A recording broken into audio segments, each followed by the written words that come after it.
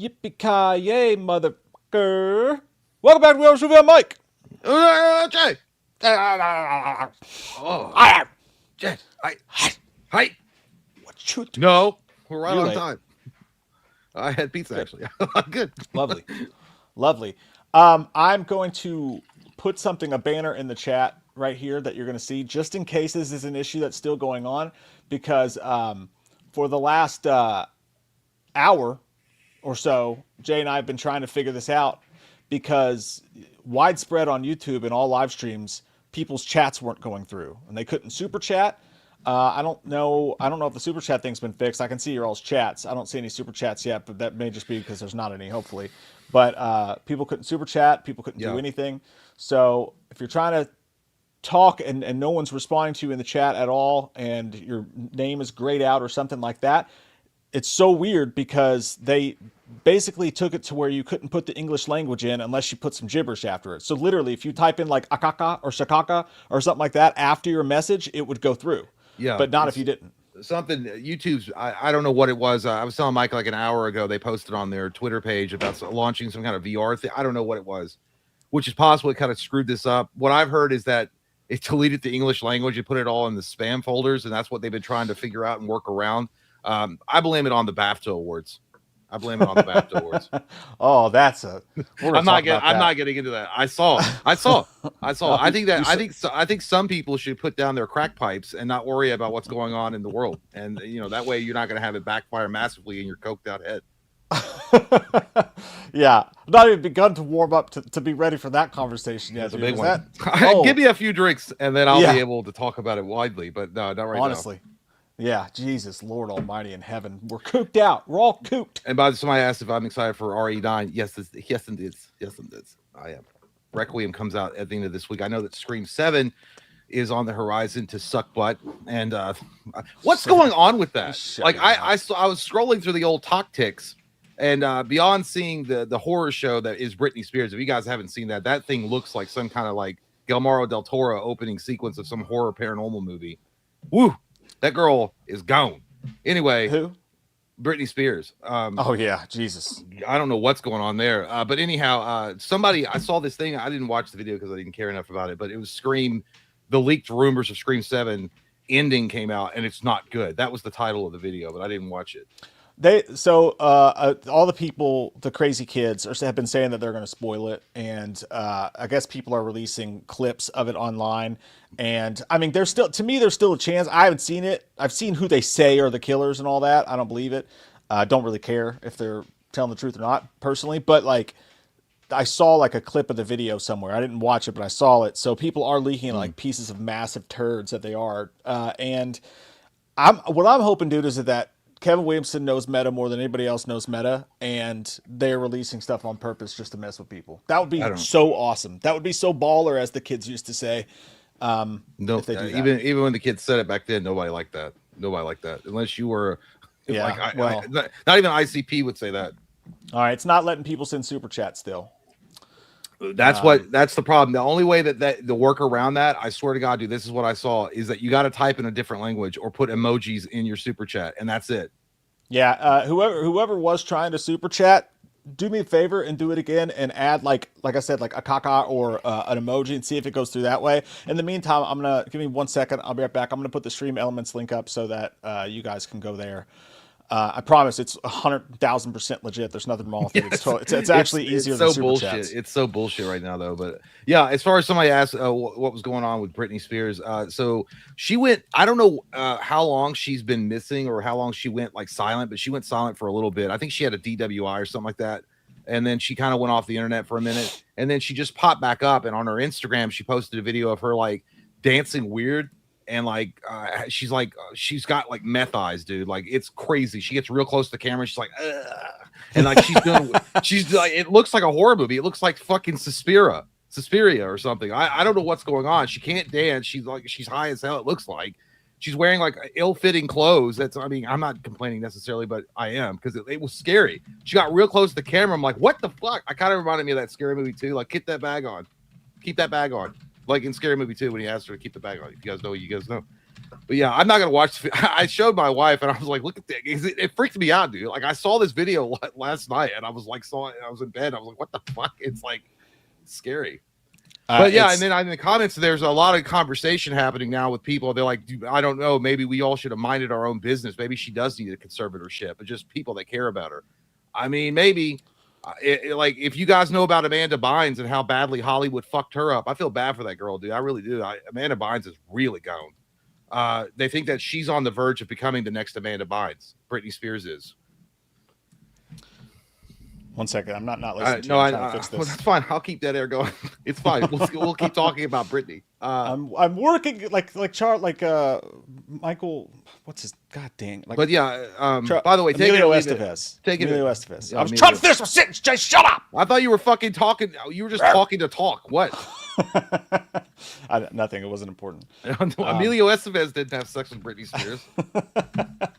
By the way, take it or leave it reviews. We did watch, or I watched Deus Irae. Fuck you, dude. By the way, I didn't do nothing to you. I didn't even do nothing to you, and you dare put me through it?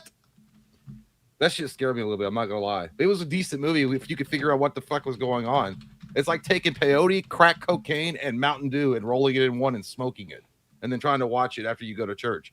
That shit was weird. God damn this.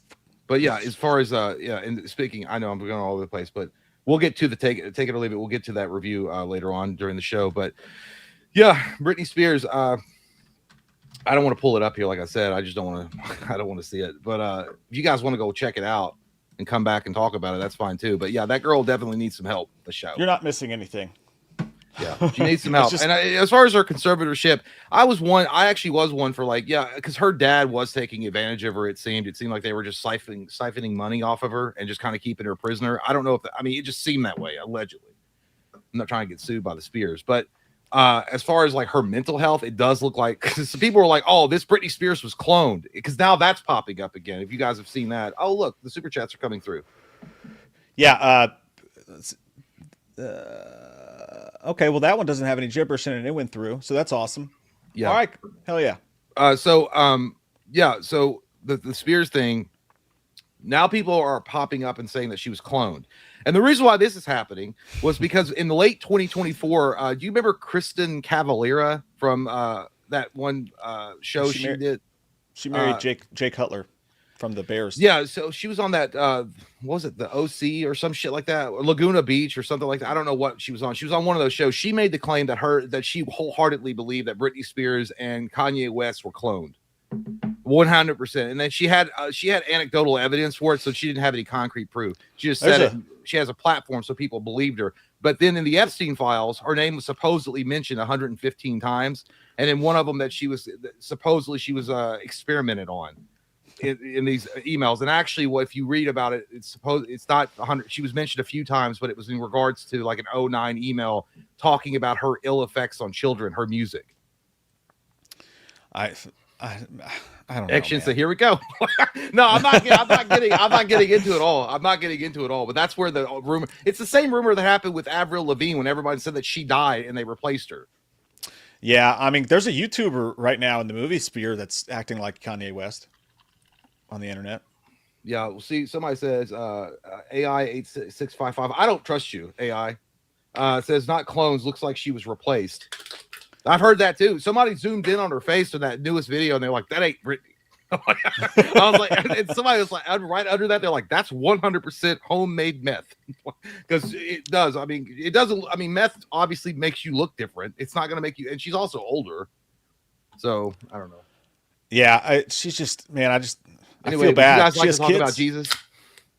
I feel bad because like she has kids, and they've like apparently begged her to stop posting shit like that. And like, there's one where you could almost see vag lip, which is not what she had a nip slip. Supposedly, I didn't see that part, or did I? No, she did. And I'm not interested anymore. Maybe when I was 15. Well, Federline has got. Well, he has full custody of the kids, which Kevin Federline, in my opinion, is a bum. But apparently, she was bad enough off that they gave him full custody of the kids. But the kids, I think, are 19 and 20 now. Yeah. So it doesn't really matter. Well, it doesn't matter. Fuck those kids. Sometimes you gotta grow up, all right? Sometimes you gotta smack the pacifier out of baby's mouth and say, "Grow up." Speaking of which, if I if I have to pop up now and again over the next hour and a half, I shouldn't. Should be fine. I'm parenting solo tonight because stupid wife has What's his name?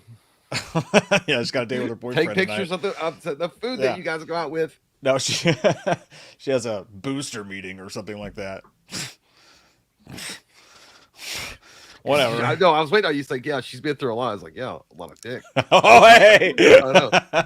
By the way, somebody Easy. said, stay off the internet, fellas. Scream 7 spoilers everywhere. Yeah, that's what we talked about last stream. Somebody was mentioning that. He just mentioned it. So. Yeah. Turd begurd, bunch of crap. But I think it's still going to crush it. That's in the news. There's some Scream news to talk about as well. That's actually good news, I think. Did you hear this, though? This is crazy, dude. Kevin Williamson came out and said that his original plan for Scream 5, before he knew he wouldn't be working on it, this is before radio silence and all that, but what his original plan for Scream 5 was that Jill at the end, you know how she gets the clear to the head, and she gets shot dead center in the chest at the end of the movie. His original plan was to have her survive and get away with it and go to college, and everybody thinks she's the new Sydney, and everyone's treating her like the new Sydney, and a new Ghostface appears around her, killing people off, and is threatening to out Jill to everybody that she was the actual murderer. And that was going to be the plot of Scream 5 originally, which makes no sense because how would she have gotten away with it? Because Neve Campbell and Dewey and Gale were all in the room. Like, they saw her, like, literally reveal herself to everyone. You're going to tell me the cops just weren't going to believe those three? They'd be like, no, she's good. You did it. You're all going to jail. Sounds fucking stupid. I don't like it, and I also don't love Jill as she's one of my least favorite ghost faces. So watch out! Here comes that big badass killer, Jill, running from the hills. Yeah, it's Jill. It was Jill the whole time. Jill. Oh no, Jill. Yeah, Jill. I don't know. I didn't know anything about that, but yeah, just so you guys know, be careful out there on the old wild west of the internet webs, because supposedly people are shooting blanks. They're not blanks. They're fully loaded, full metal jackets. Dude, I was at the bar last night, and the bartender, who I didn't know had any idea I did YouTube or anything like that, which was really strange for me. But she just comes up and she goes, "So, you seeing Scream this weekend? You excited?" And I was like, "Whoa!" I was like, "Yeah, stay off the internet." She's like, "Oh, I know." Like, you literally have to mute all Scream words or whatever. I've blocked so many of these crazy people on the internet that I haven't seen any spoilers in my Twitter timeline, which is crazy because I've blocked literally thousands of them. But I would just mute Scream 7 until after you see the movie if you don't want it spoiled for you. You said it was weird for you that you're not recognized as a YouTuber? No, it was weird for me that I was. Oh, she recognized you. Yeah. Oh, I thought you said she didn't recognize you. I was like, that's some arrogant ass shit right there. I was like, you know, that live. I'm not at work right now. Okay. Yeah, I was like, please, excuse me. I'm having a drink. You can. What? This is ridiculous. I'm glad that you called me out on that, because if someone in the chat thought that's what I thought I heard. I'm like, God damn, dude, for real? Like, it's live. No, I was like, I never get recognized ever, but I don't leave the house that often at all. So I mean, I might make a trip or two to the old Walmart now and again, and I run in and run out. But yeah, it's just like, if somebody's like, "Hey, are you Jay from we watched the movie?" I was like, "Nope, not me." Well, no, she's there all the time at volleyball, and that makes sense. So she knows what you do. I guess so, yeah. Because she came up, like, you wouldn't just go up to a random person and be like, "You excited for Scream?" Like, that would be weird. Well, so I thought you were wearing a Scream shirt or something. No. That's why I literally looked down and I was like, "That's crazy." I'm kind of embarrassed now that she does know who I am. Don't you know who I am? He says as he throws the Chipotle back at the worker's face. I don't drink this shit. What is this? Piss water? Give me another beer. Your beer tastes like about this. Your beer tastes like piss. It's like, yeah, that's because we piss in it. I'm going to tweet about this like my hero Grace and demand your apology, bitch. Demand it. Demand it. Or the war. Yeah, people in the chat thought that's what I was saying too. God damn, I'm really glad you said something like that. They would have went to their graves thinking I was an asshole. Well, I think the way you worded it sounded like that. Yeah, they probably do anyways, but that's fair. But the chat was nice. They were like, "I'm just going to let him have it. I'm just going to be like, I didn't hear it." Like, because they weren't immediately calling you out. I was wearing swimming trunks, as a matter of fact. It's volleyball. So it's normal to wear swimming trunks there. We used to have those We Watched the Movie cards. I was just like, there you go. Check this out. I still have some of those around my closet somewhere. Iron says that's apple juice, Jay. What's apple juice? I haven't even got my apple juice out yet. I'm waiting. I like to wait till about the 20-minute mark. So you feel like you did something. I used to wait over an hour and a half, but then I'm like, you know what? I'm just gonna 20 minutes is good. I'll live life. I'm gonna live life. So, all right. What Oh did we yeah, let's miss? talk. Let's talk about Take It or Leave It and the bullshit that he put upon us with his Yeah, Deus Irae. Deus Irae. man, man. I don't. I'm telling you. I'm gonna pull this up for you guys, just so you know Yeah. what. Let me just play the trailer for you, since we're gonna be playing trailers tonight anyway, so you get a feel for it. You kind of know what we're talking about here. Not that I want to see any more of this. Take it. I'm never watching that again, Deuce. Holy shit. I mean, not Deuce. I'll drop a Deuce the next time instead of watching Deuce. This is the movie that this is the movie we're about to review. We have a tier on our Patreon where you go and you can request us to review a movie for you. That's what Take It or Leave It did. That's what Roger Predactor saw, and this was his choice. It's a 2023 exorcism movie called Deus Irae, which I will gladly show you now. Did you recognize any of the actors? One of them looked like Jared Leto, but like older. It's weird. The I main thought guy. one, yeah, the guy with the scar on his cheek looked really familiar. Then I was like, no, I don't know, because it's an Argentinian movie, so I think. He kind of looked like Argentinian Luke Skywalker with a scar on his face. It was kind of weird. All right, here we go.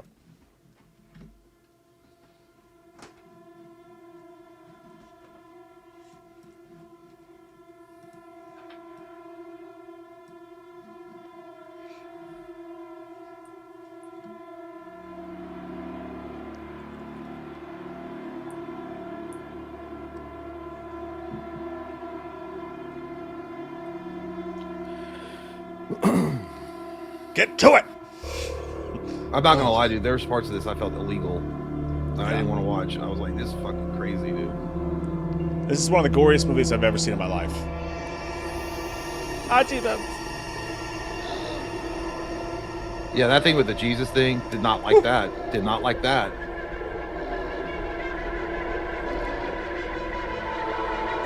Yeah.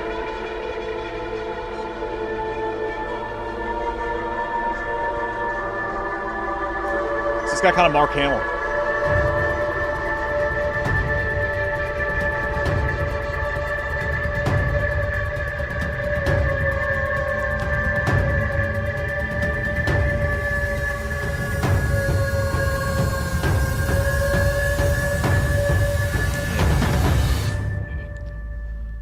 So that's what we're reviewing. That You guys demonic, excited? that demonic fucking thing. Yeah, it is out, Bent. It's on Amazon Prime. If you have Prime, I think it's free. It's free. Yeah, it's free on yeah. there. With Which I think most people, I think like 99% of the world has Prime now. But listen, I get what he was saying about how great the special effects were. That was some of the best practical special effects I've ever seen in my life, and I hated it. Well, I mean, that's great, Take It or Leave It, and I'm glad that you enjoyed the special effects so much. But make sure that your cot is nice and warm and toasty when you get to hell. Because what the fuck was that? What the fuck is that? I felt like that black dude in Die Hard with the Vengeance when Bruce Willis was holding up the sign. He's like, "What the fuck?" That's what when I saw Jesus like that. I'm like, "What the hell is this?" And the way and I thought I was going crazy, dude, the way it was filmed, but it was filmed in a way where it's supposed to be non-linear. So you don't know, it flashes back and forward and middle. You don't know, you're not supposed to know exactly how it's arranged, which was a unique way of filming, but don't ever do that again. Like that was yeah, dude, it was and the trailer it does a little switcheroo. That's clever marketing right there. You notice there was no words because the movie is in Argentinian. It's not in fucking English. So you got to read while you watch this one. It's a subtitles one, but some of the most fucked up movies are. This is the closest thing I've seen to When Evil Lurks, which is one of the most fucked up movies I've ever seen in my life. And that actor looked just like the actor in that movie. It may be him, I don't know. But yeah, so it's hard to even explain to you what goes on in this movie. It's basically two exorcist priests or something. There's three of them. Well, no, I'm talking about the two separate ones. Yeah, there's those two, and it seems like they're kind of haunting this guy and showing up, and like everywhere he goes, something bad happens, and people die in horrific ways, or he'll just wake up and will have just like brutally slaughtered his own fingertips with like this awful nail hammer thing, and then they start jerking him around everywhere, and then just you go to all these exorcisms with these three. And it's like Satan's Blink 182. Like everywhere they Yeah. go, every room they go into, it's just another fucked up and weird thing. And like Jay said, the whole time it's kind of hard to figure out what the fuck is going on because it's like watching Memento on 2 times the speed. It's all out of place and wacky and weird. And there's just so much of this movie, dude, where it got on my nerves because there's 3 people in a room and there's something in between them that's really fucked up happening. And then the camera just goes really close to whatever fucked up is happening and then goes back to their faces. And they're like, or, Yeah. oh, and like saying weird shit. Yeah. It's like Pinhead. It's like Pinhead's jack off room. This is what this movie is. It's like, it's disgusting. I mean, yeah. I don't know what and it made me feel dirty. I didn't like watching any of it, like at all. And it made it worse because I had to slow down and read shit. And then a nasty thing would pop up. I'm like, you son of a fucking horse. Because I didn't have to read the subtitles. I would have known something was coming. But at the end of the day, it's shot like it's non-linear. So it's all over the place. But that's on purpose. The special effects are good as far as the gore effects are off the charts really good. Storyline, don't know what the fuck happened. I smoked peyote with an Indian chief man on top of a mountaintop amongst the swirly hills. That's what that's like. It's like getting high with a chief in the fucking Nevada desert, hanging out with goddamn Jared Leto and smoking peyote, and then them telling you a story. Like it was wild. But yeah, it's 3 priests that use they say unconventional methods against their exorcism. They beat the shit out of people with fucking shotguns and holy water. That's what the fuck they do. And then instead of they're not demons. They nest inside you. It's like what the fuck are you talking about? Like, yeah, they nest inside you. And then we dress this man up as Jesus and we confess. I'm like, what? There's a dude that's just they go into a fucking room and there's just a dude with the Jesus mask on and he's talking all this crazy shit and all of a sudden he'll be like wee wee wee and just like weird, just wacky shit. He'll be like, I'm gonna taste the inside of your skin, and then it'll be like ka like just nonsensical shit will happen. Yeah, and then you think they hate him, and then the girl's like caressing his face. I'm like, what the fuck is this shit? Like it's like Tool music videos make more sense sometimes, and that's stretched. But no, at first I thought when I was watching it too, and I don't know if it's on purpose because apparently this is only chapter 1. There's another one that they're supposed to make a sequel to this maybe because it seems like it leaves on a cliffhanger. God came down and stopped it from happening. Yeah, probably so. All 3 of these people stubbed their toes for eternity for sure. I thought that the main guy was imagining. At one point, I was like, "Oh no, they're all like figments of his imagination, and he's actually committing murder." Yeah, that's what I thought. Because there's one scene at the diner scene where he's talking to both those priests, and they're like, they're figuring out their game plan to go be as sacrilegious as possible because this movie's blasphemous as fuck, you son of a bitch. But either way, they're planning on their next steps, right? To go to war with God, I guess. And then they blink away, and you got that one chick in the background doing that, and she's moving really herky jerky. And then he blinks again and they're back. Yeah. So I felt like it was like, I thought it was maybe that this guy, because he also keeps injecting himself with shit, which they don't tell you what the fuck that is. I'm pretty sure that was heroin. Well, I think you got some issues there, buddy. I think your psyche's broken and these people are not your buddies and they're your figments of your imaginations and you are committing murder. I don't know. Yeah, take it or leave it. You're right. It was original. I'll give it that. And you know what? If I could have gotten myself in the right headspace, marijuana, and like really gotten into the story and the worst trip ever. But I kept like phasing out. Like I kept phasing out in my brain, and finally I just let go of the rope because I can't think and read and watch the most horrendous shit I've ever seen happening on screen at the same time while people talk really fast.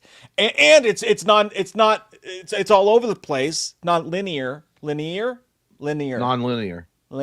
I always say linear my whole life. But it's just, I could not keep up with it. And finally, dude, the imagery is so gross. It is so gross. And it's so cleverly done, too. Like, it's so cleverly done. And it's just so fucked up. And, like, weird shit will happen. Like, this guy will be holding, like, a baby cockroach. But it's, like, the size of a Beanie Baby. And it has arms.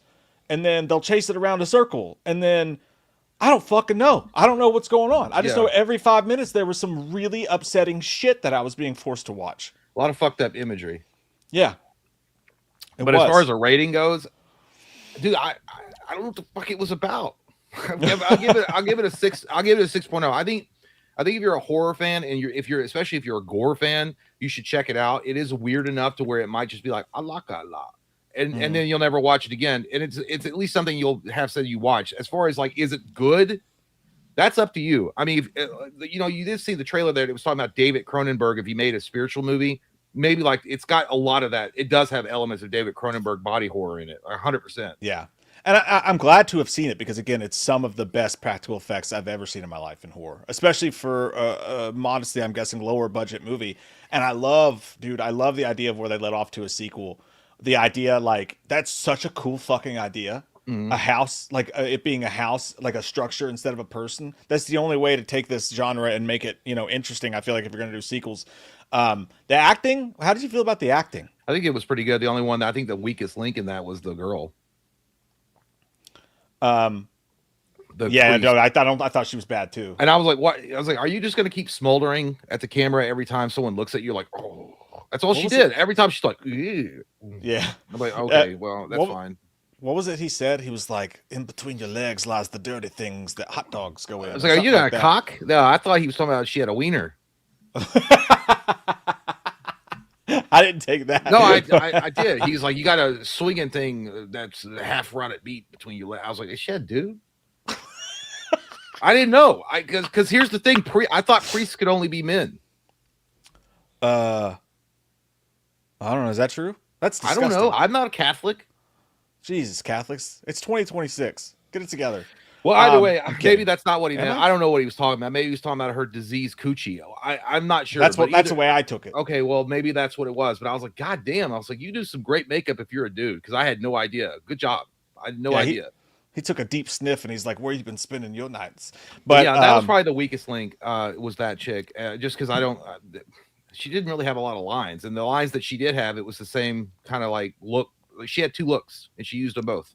Yeah, when they told her to be weird like the other guys, she was like, But then again, I also thought the guy with the scar on his cheek was kind of annoying too, because he also did pretty much the same. He had one note. That's what I was gonna say. Like, I'm not sure about him because sometimes he was good. His puffy hair kept throwing me off. I was like, dude, you need a haircut. He had good hair. So bad. He had good hair. He had great hair, but he just needs to style it. He needs to do something. It was just there. It was just out. And then he had that scar on his face, and he was always like, yeah, I like beating the fuck out of people. Yeah, he did. And I was like, all right. Well, he wants to sell you some Chuli's gum. the only time I thought the other guy was bad was when those flies came around him in like a heart, and he was like, I was like, yeah, all right, you look stupid. Sometimes it was like the director was trying to be weird on purpose. I'm like, all right, man, we get it. Yeah, like there's some Rob Zombie in there. Like, yeah, I was like, we're out there. He's like, no. Now I have fly on your head, and then I want you to be a maniac. Be maniac on camera. It's like, yes, just like that. At crows. And they're like, yeah, now you're just doing it to be weird. He's like, yeah, no, I want to be as weird as possible when I make this movie. Yeah, so you know that movie Salem's Watch My Wife Spread Her Butt Cheeks. That's a Rob Zombie's award at the fucking adult film industry. It did. Rob Zombie's Salem's whatever movie, Lords of Salem. Yeah. If you want to watch a movie that feels like it's entirely the cutscenes from that, when she was like spazzing out, and it's all that weird shit, that's this movie for you. I feel like for sure. But if you could, like I said, if you could really fucking lock the fuck in and get into the story and could follow it a little bit better than I was able to, I think this may be like a 10 out of 10 for you. But it's gonna be, I'm gonna go with a 6.5 for this. Pretty much all for special effects and scares. Because the Christian inside of me wants to give it a -5 and tell you to go to hell. But the person that's like, I appreciate what they brought to the table as far as cinematic adventures, I'll give it a 6.0. Yeah, if you're a gore fan, you'll like it probably. And if you're into weird ass movies that don't really have a regular structured story, it might be up your alley. Yeah, but I feel terrible for Take or Leave It, because first he gets locked out of the beer chug. He has to chug off screen by himself, and then we watch the movie and I'm glad you got locked out of the beer chug, because if you're bringing that shit to the table, I'm nervous about seeing you. You have you'll spit flies out at me or something. No, I was kidding. No, Jay was praying to his Bible the whole time. I almost grabbed it. I'm like, you know what? I had to apologize in my head. I'm like, God, I didn't make this. I wish we could have watched it together, because we probably would have been punching the couch. I probably would have just clicked off of it. Either way. But thanks, Take It or Leave It. Really appreciate you, man. Thanks. I hate it. What are you going to fucking say? What are you going to say? I love it. You be a lie to you. Yeah, slide to be hard. No, I will say, it was it's fever dreamish. That, like, if there was one quote that could fever dream horror movie, that's what it is. It's a fever dream horror movie. I had to watch it in 2 sittings. I'm not gonna lie. I watched half of it last night, and I was like, I do better. I tried, dude. I tried to force myself to finish it last night, but I had to go, and I knew better because this morning, like, I had to start my morning with that shit because I had a bunch of stuff to do. So it's like 11 o'clock this morning. I was like watching Satan lick his butt cheeks. Like, I was like, I was like, it's too early for this shit. I watched the trailer last night, and I was like, well, I'll pop it in really quick and watch it. And then I saw the trailer, and I was like, fuck you, Satan, not tonight. Not tonight. And then I got up and I waited for the golden rays of heaven to be shining down in this bright afternoon. And I'm like, now I'll watch you with the shades open. Oh, I get that. Yeah, that makes sense. That I get why you. I'll be purified in the light while you suffer in the nasty blight. How about that, you dirty bitch? That's what I thought about it. Oh, my tits. Anyway, people are going to come in here just at that moment. They're like, God, what's this preachy ass shit? Is this TBN? Is this a Kid Rock concert? All right. What are we on Facebook? Let's see here. What do we want to go with? What do we want to start with? Well, I know where I would want to. You know what? I don't want to talk about that. I just don't. I don't. But you know, there's a big fat fucking elephant in the room, and it's not Mike and I. I know that we are one of them, but no, it's. Have you guys been on Twitter lately? Have you seen what's going on out there? The walls were bleeding. Fuck it. Let's just get it out of the way. Let's just get the elephant out of the room. So, I'm sure you guys know by now that I think it was Sunday night at the BAFTAs, which stands for Badass Fart Titties Ass. Yeah, it's a great name. Everybody knows what it stands for. That's why everyone shows up. That's why even people with Tourette's show up. They had a documentary. If you don't know, I wish I was you. But they had a documentary about Tourette's and how horrible and awful and hard it is to live with that. Especially if you have a certain kind of Tourette's, which is the kind that most people think they all have, but they don't. But there's a certain kind of Tourette's that you can have that literally makes you scream specifically offensive things. Yeah. And now, if you look up this kind of Tourette's, it is their worst enemy because it makes them say the exact things. This isn't me. This is medical fucking science. The exact things that they would never say in that moment. Yeah. When this guy met the Queen, he screamed "fuck the Queen." He walked a red carpet or something like that, screaming "I'm a pedo." He went to an airport and said, "I got a bomb." That's it really did.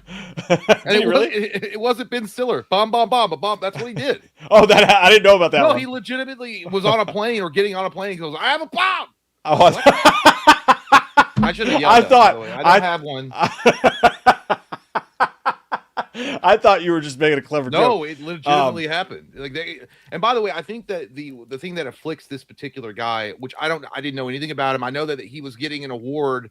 He was like a screenwriter for this particular movie or whatever that he was getting an award for about his struggles as a filmmaker. It only affects like 10%. So it's a very rare thing, but it does happen.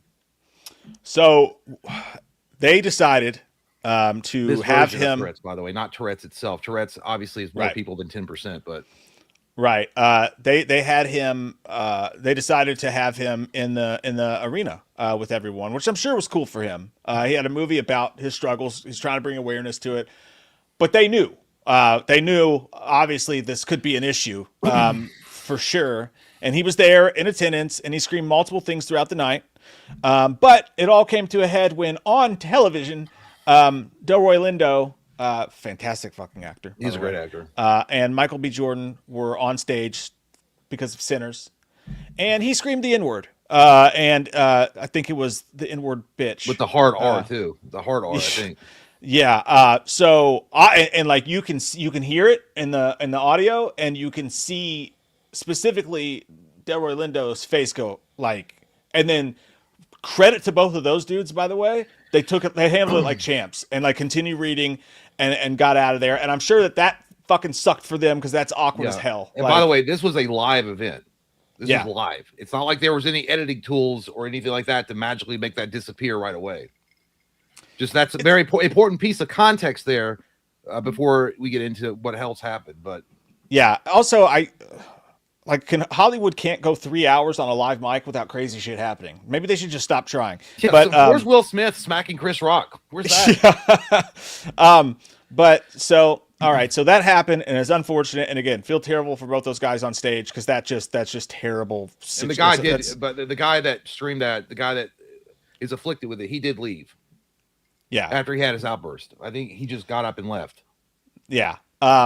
So the wonderful world that we live in today totally understood the situation and saw it as unfortunate and felt bad for both parties and completely understood that unless this guy secretly is running a 4chan where he's faking all this just so he can have an excuse to be racist, didn't mean to do that, and it's horrible for everybody involved. But no, we live in the internet age, and everyone's saying, I don't care if you're, and they don't like to be called disabled, people with the illness. They like it's a condition, a medical condition. So I've been careful to do that. But it's not something they can fucking help nor do anything about whatsoever at all. And everyone's basically, Jamie Foxx came out and said, nah, he meant that shit. A bunch of people are coming out calling him racist, basically wanting to ruin this guy's life because of his medical condition that he could not control, including Grace Randolph, who made a big fuss about it as a white woman who definitely understands what it's like to be black and be called. Didn't you know that she's the champion of the black folk? I didn't know they need her. They need her. Without her, they would still be in chains without Grace Randolph. But she stopped slavery. Bless the lady. Bless the lady. Yeah, she was the inspiration for Abraham Lincoln. Didn't you know that? She actually dug the holes that the slaves escaped through, but it was her former self. She went back in time. To be, because she has. Don't you know that she's chosen by the Cocahinas? The Cocahinas in the sky. Yes. So she went on a rage saying that it doesn't. A whole bunch of dumb shit that you can't even like say with a straight face about how like he should have taken steps to make sure that didn't happen. Do you understand what Tourette's is? Like it's a simple Google away. It's like, have you tried not being blind? It's a fucking Google away. It's not like, okay, here's the thing. At the end of the day, it was awful what happened to Michael B. Jordan and the other guy, 100%. It had to be embarrassing. They were there to accept an award, and they hear this shouted out from the wing. I get it. But it's not like this dude could control it. It's not like it came out of his mouth premeditated where he's like, I'm going to say it. It's my chance. All this time, I have been waiting to pull out my cloak of whites and just put it on and scream this and then run outside to my car and then go to the Burning Cross meeting and tell everyone there, I said it. No, it didn't happen that way. It was uncontrolled, and it wasn't something that he's obviously had struggles with this, and that's why they were there where he made a fucking movie about all this, and that's why we're winning a war. You fucking tards. But anyway, but some people want to get on their high horse, and they feel like it's the time to march virtue signals. And they send up the smoke signs, and they all come out like cockroaches to try to get a piece of it. Well, I got to be honest with you, it backfired tremendously for a lot of other people, because when they came out there and said that, one guy, no, that was a different story. I was thinking about the hockey team. But for the most part, people were like, yeah, the guy didn't mean it. I don't know what you want him to do. I think one of her, he should have excused him. Yeah, get that disabled out of here. I don't want to see him. Like, honest to God, people were saying that, and that was part of her argument. You can go read it yourself. But like, she started saying, well, he should have removed himself of the situation. And some people were like, oh, he should have kept his ass home then. It's like, okay, so now because of a word that everyone knows, everyone's heard it, because of a word, we're going to be the people who tell people with medical issues, and might as well go mental as well. We don't want any. Well, it's an affliction of the mind. Yeah. Stay at home. By the way, don't come around me with that disgustingness. You keep it at home. We're telling them to might as well put them in camps, man. Let's put them in camps. There's absolutely nothing worse than when I'm outside in the busy streets when I see a crippled. It makes me sick. It makes me sick to see. I was having a good day, bro. Come on. You're really ruining my appetite by walking with crutches and in wheelchairs. Stay at home. Stay at home. Yeah. Disgusting. It's like, honest to God, like, it's so dumb. It's like being like, hey, I support, like, as a white female, I support all the races and everything. But I hate it when people with Parkinson's keep shaking when I'm fucking talking. Yeah. All right? It's disgusting. Stop shaking. You're making me think of Parkinson's. Are you nervous? Like, that's literally how stupid this is. Yeah, dude. At the end of the day, it was an awful word. It was terrible what happened, but it wasn't like the guy's fault. He didn't mean to do it. And it's like, God damn, guys, like, let it go. Like, holy fucking shit. I don't know. But yeah, she stepped into it on that one for sure. And she's getting a lot of fucking backlash for it. It's just it was a dumb take. It was a retarded take, honestly, at the end of the day. And really, you should have just kept your fucking mouth shut. That's my point. That's what I think. And you know what? I know it's revolving around movies, and maybe you want to comment on it, but I don't know. Just be like, he didn't mean it. It was an accident. It was part of the affliction that he suffers with daily. And it is what it is. I mean, I've been in public before, and there have been people there that are neurodivergent or that they have issues, and they'll scream or yell or do something like that. And I understand it's not their fault. They can't help it. I don't sit there and make a big fucking deal. Like, I can't even enjoy my goddamn Buffalo Wild Wings because that thing over there is screaming nonstop. It's basically what they're doing. Yeah. Okay. Only they're doing it while virtue signaling. Like, hey guys, I want everyone to get with me and attack this person with a mental issue, with a medical issue. And come on, let's ruin their lives until they apologize for being mentally. So I guess you should just get I guess the reward should just be taken back, and they'll be like, we'll never talk about it again. But I mean, I know that BAFTA came out and they apologized. Yeah. And then and I don't know if that guy came, I think somebody's asked that man to come in and apologize for it. Which, I mean, dude, I guess, but how embarrassing. They dragged him for days. Yeah. On something he can't control. And then they're like, go and apologize for that shit. Okay, what if he's apologizing and then he says it again? Exactly. Yeah. Not just that, but we do not live in a world where because of a word that is every fucking where, by the way. It's a horrible word. I don't fucking say it for good reason, but it's a horrible fucking word. We all know that. We understand that. Everybody knows you're not supposed to say it. Everybody knows it means something bad unless,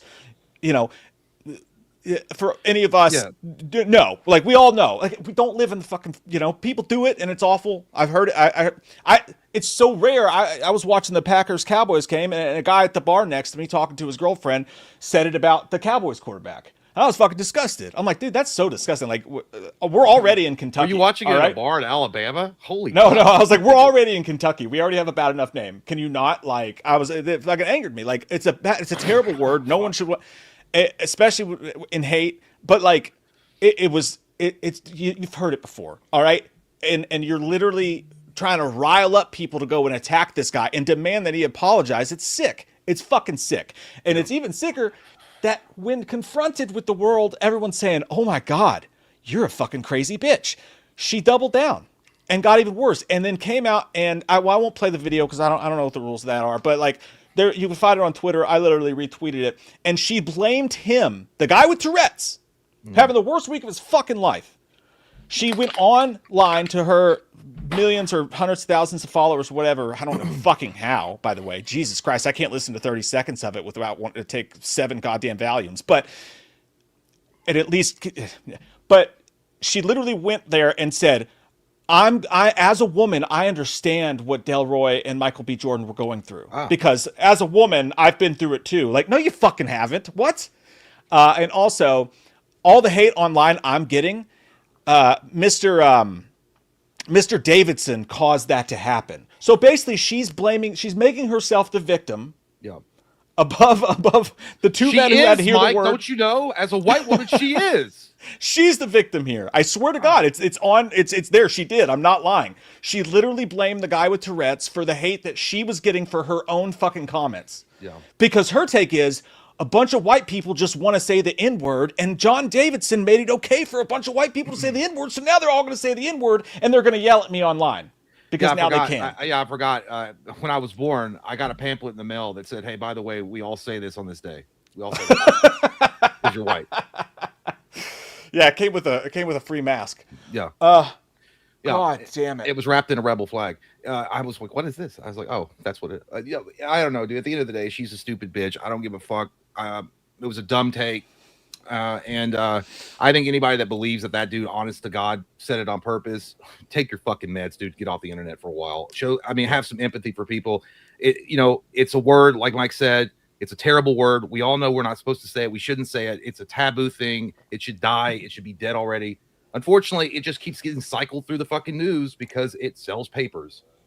Yeah, I've been letting it get to me. I've been not this specific story. Like I'm not a child, but like just the stupidity of this fucking world, dude. Sometimes I gotta take an internet break. I feel like I gotta get off Twitter. I gotta get away. Yeah. Wouldn't you like to get away? And like I said, I didn't know anything about the dude. I'd never heard of him. I didn't know anything about him. And then I started researching it, and I saw him that he was there for an award about his. It's literally what he was struggling with. Yeah. I don't know. To be fair, I mean, if he wanted awareness, he's definitely got it. I just, I mean, I was thinking like, I hope the dude, something bad don't happen, because that's a lot of shit. Yeah.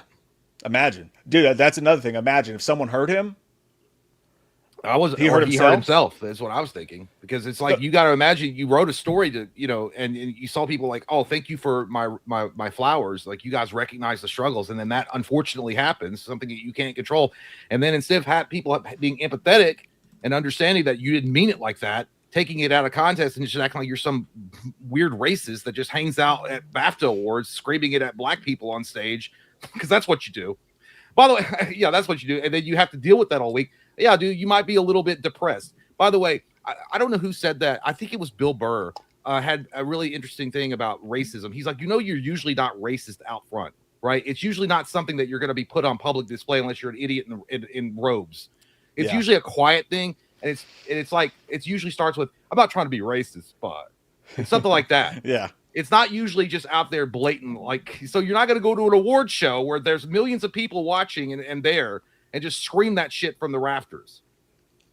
It's on purpose. It's literally peak. Somebody said mob mentality, cancel culture, whatever you want to put it. That's what it is. It's like, can this please be the last dying effort of that stupid fucking thing we did there for a couple of years, where we blamed everyone for every little thing they did. I think the pushback that she got and some of the other people are getting dragged for it now. I think the pendulum has definitely swung, because if this was 3 or 4 years ago, it'd been a totally different story. I mean, I think even then it was too common sense to make any sense that anybody would be upset about. We would think that, but there was a lot more of a majority of people that were like okaying that and greenlighting it. Cancel culture was at its height around 2020 and 2021. Yeah, but the fact that people think they can look at the facts and still be like, I don't care, like that he has Tourette's, he needs to be punished. Are you fucking high? Yeah, like, I mean, I saw this thing. They're like, yeah, he should have been muzzled. And then they showed a picture of Hannibal Lecter. It's like, is that how you wanted him to sit at the award show? Just like Hannibal Lecter sitting there.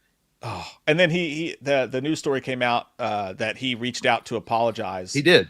And she retweeted like, good. Nice. Like she did it. Like she's acting like she did it. Like she was the one that brought this injustice to light and finally tore off the shackles of the bigotry and shut the fuck up and go snort something. Next, we're going to make people in wheelchairs stand, because God damn it, we want them to stand when we're in the room with them. The American flag, you better stand the fuck up. Your legs better work. You better pray to Jesus that those legs work when the goddamn American flag is up there. Huh? Just wild shit. Anyway, I'm ashamed. I'm going to get more and more pissed off, because now I'm drinking Bud Light, the gay beer, and I'm going to get very sassy. I'm going to get very I'm kidding. Yeah. It's wow. Anyway, so yeah, that was that. Hey, we're done with that now. I feel like it had to be said, but like I didn't want to. Well, I wanted to get it out of the way, because I knew if someone mentioned it or brought it up or something like that, I didn't want us to be like, all right, well, let's derail. And especially if we've had a few drinks, then it gets weird. Yeah, exactly. God damn it. You want to watch the Mortal Kombat 2 trailer after you pee? Yeah, I do have to go pee. I know you, baby. Yeah, thanks, babe. I'm also going to say I love hockey and I love our team. I love America. Go fuck yourself, Canada. I love you too, Canada. I really do love Canada. But pretty proud that we won that shit. Did you try to leave and then fuck up? Yeah. You did, didn't you? Good thing you didn't say anything where you were gone. I know. I would have blamed I know you like to say it. We all want to say it, according to Grace Randolph. Oh, yeah. We're just looking for... Now we can all say it. Do you want to say it together? So that would be terrible. Do you want to say it together? What? You know. What's the word? You know the word. I heard the words the bird. Yeah, let's do it. Let's do it together, because he made it so that we all can, right? According to Grace Randolph. That's what we really want to do.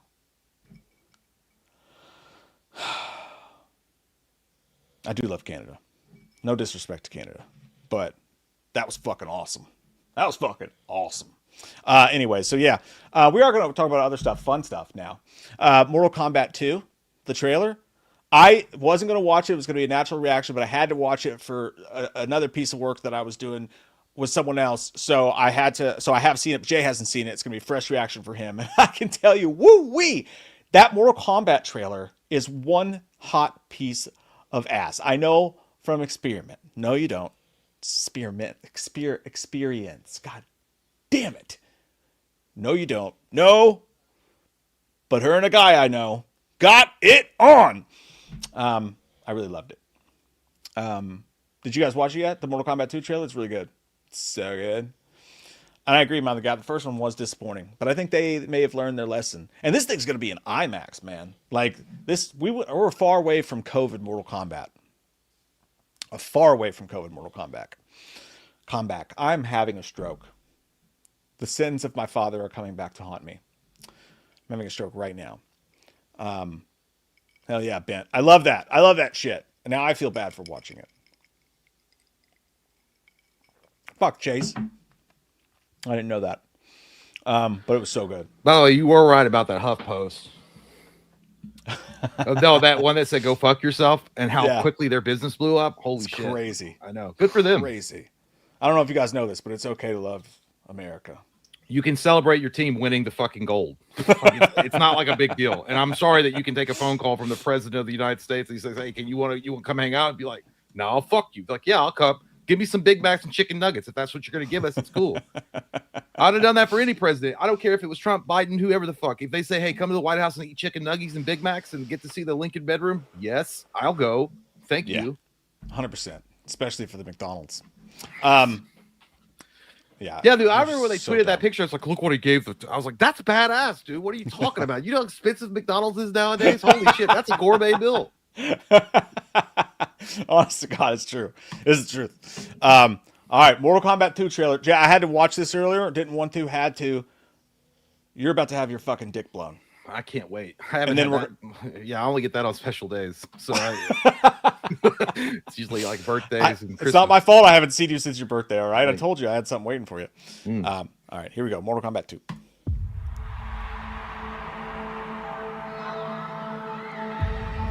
You want to know what makes a hero? Yeah. It's not destiny. It's not something you're born with. It's searching for greatness. Johnny Cage, you have been chosen for Mortal Kombat. Then realizing you've had it in you this entire time. Whoa! I really don't feel comfortable hitting a girl. Don't worry. You won't. Yo, send me back. I want to go back. The rules of the tournament are simple. Our fates would not be settled by the size of our armies. They would be decided by combat. I'm not some great warrior. I'm not some champion. This is a war for the fate of your world. Finish him! Me?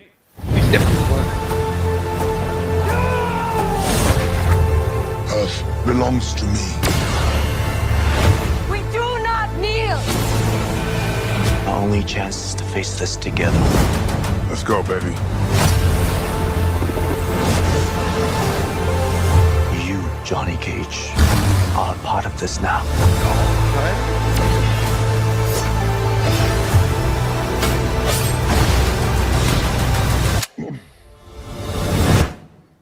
It's showtime. Get over here! Oh, there's that Noob Saibot.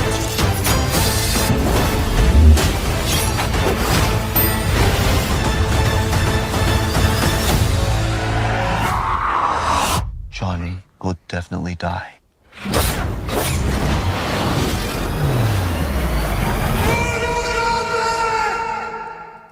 Jace! Add to shopping cart. That was fucking badass, dude. Holy shit! And not only that, the music was great. I like that they had the slow build up with just the piano, dude. It looks fucking awesome. And thank God they are focusing it around Carl Urban's Johnny Cage. Yeah, because that's making it for me. Liu Kang still looks gay, and that's okay.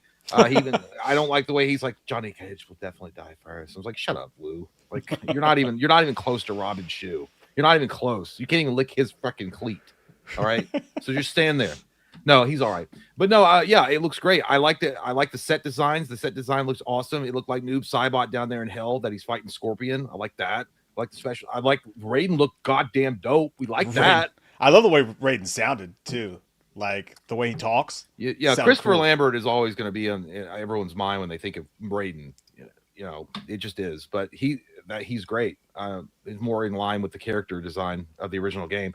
But yeah, as far as we'll have to see if they're going to hold true to the fatalities and stuff. I think that Ed Boon had talked about that they did very well on a lot of the fatalities and stuff from the video game. They did a really good job adapting it because he had talked about this a couple of months ago that it was good as far as what they put in the movie. So yeah, I think it looks awesome. Yeah, dude, I love the settings, like the backgrounds, like that blue. I'm not sharing it with the portals. Yeah, dude, it looks. That's from the game. That's there's a level in Mortal Kombat 2, the game. What's it called? Portal room. Yeah, that's so sick looking, dude. Just like the blues and the reds and all that stuff. Some of the fights actually look like they're from the game. The production they did a great job. I wonder if they're gonna have the living forest in it because that was a cool set too in the game. Yeah, the graphics look amazing to me. They don't look too CG. Did you see when they were fighting? I don't know if that was Shao Kahn. It might be one frame back. It looks like Sonya Blade throws her like purple shit right there. Oh yeah, yeah, dude. I don't know. I've really got to go back and watch the first one again. Not the first one, which I will because I love it. But I didn't see Cole. I didn't either. That's what I'm wondering. Hopefully he died. Are they, other than the actors coming back to play the roles again, are they pretty much acting like that movie didn't exist? Which I'm fine with, I'm sure. No, it'll probably pick up at some point, but maybe it'll be like, yeah, Cole got a job at Kohl's, so he can't work here. Housewares. He's busy. He's busy. Mind the Gap says Cole's actor is still credited. A lot of people thinking he dies in the opening acts, maybe something like that. That's what happens. They need a new human, so that's why they go get Johnny Cage. That's what happens when you thought you could, be the big, the big badass, and you just aren't. You just aren't. It actually works out though, dude, because like this is going to be an IMAX. It's a theatrical. It seems like it's got a lot more money behind it. The last one was a COVID movie, just went straight to HBO When's Max. This coming out? I want to say October. Fuck. Oh yeah, that's right. They delayed it. Damn. Or was it October and now it's July? I can't remember. Yeah, I thought it. By the way, I'm going to go solo on this because April's not going. I've already asked her if she'd go see this, and she said no on this and Michael Jackson. So I'll be going by myself to go see both. I agree with her. Shut your goddamn mouth. No, you better put respect on it. It's August now. So it's coming out in August. Okay, well, that's fine. I'm going to have fun with my Mortal Kombat popcorn bucket, and it's going to be awesome. Fucking liar. It's May. It's in May. God, I suck. That's some good times right there. Hey, dude. Now we'll see how Street Fighter does. Yep. And speaking of which, that is another, not to change topics too quickly, but this is interesting to me. You when we had the Paramount Warner Brothers conversation before, right? Mm-hmm. I know you were angry at Paramount because of Star Trek and all that shit. Star Trek's dead. Yep. Right. Because of the Star Trek's dead. Fleet. No, they have a gay Klingon that wears dresses. But, right. Okay. But I looked it up, and by the way, the new regime that's in Paramount, though a lot of people don't like them for political reasons and stuff like that. There was an article that came out a while ago, and the article was trying to shit on this because it's Hollywood. But they basically said that Paramount's wanting to bring back kind of old school movies, like action movies and shit like that, which I think is an awesome idea. But I did look that up, and that was the last regime. That was a different guy completely that did that. So they're not responsible for that. But they had a call with their shareholders or whatever, and Paramount, they made money theatrically, but lost money because of other stuff overall. But they did have a losing quarter last year. But David Ellison brought up this, and I thought it was an interesting point to at least talk about. He said that, I'm going to bump this up a little bit. Paramount's 2025 slate underperformed, and they said we inherited a slate that is underperformed, and it included they spent so much on that Mission Impossible movie, Running Man, SpongeBob, the Smurfs movie. But he said we inherited a slate that underperformed. We're going to see significant improvement in the profitability of the film slate this year, and the movies that they have, just as kind of a taste of the kind of stuff that they're looking to do, is Scream 7. Obviously, it's going to be awesome. Everyone knows that. Shut up. No. Jackass 5, Street Fighter, which you just mentioned, A Christmas Carol, Fokker-in-Law, and the Angry Birds movie 3. I could see Ebenezer or Christmas Carol could be good, depending. I mean, it's been told so many times, though. It's really hard to make that any kind of unique, a unique movie. But Jackass 5, I don't think it's going to do very well. I just don't. I think Jackass 4 sucked. Street Fighter could be good, but listen, Mortal Kombat 2 looks dope as shit. But I'm not a Street Fighter guy, so it's not my cup of tea. But it's just Street Fighter is one of those weird ones, dude. Like, I don't know why. It seems to me, for some reason, Street Fighter is harder to adapt to film than Mortal Kombat. Because even when they did it back in the day in '95 with the Mortal Kombat movie with Robin Shue and Christopher Lambert, they did a better job adapting that film than they did with Street Fighter with Jean-Claude Van Damme. Yeah, that was the Street Fighter movie was just a fucking tragedy. But I like Street Fighter a little bit better than I do Mortal Kombat. But you're just saying that. I swear to God, I always did as a kid too. I did. I played the fuck out of that. But I will say also Fokker-in-Law. I'm kind of over the Meet the Parents stuff. I just am. I feel like Fokker-in-Law is going to be one of those.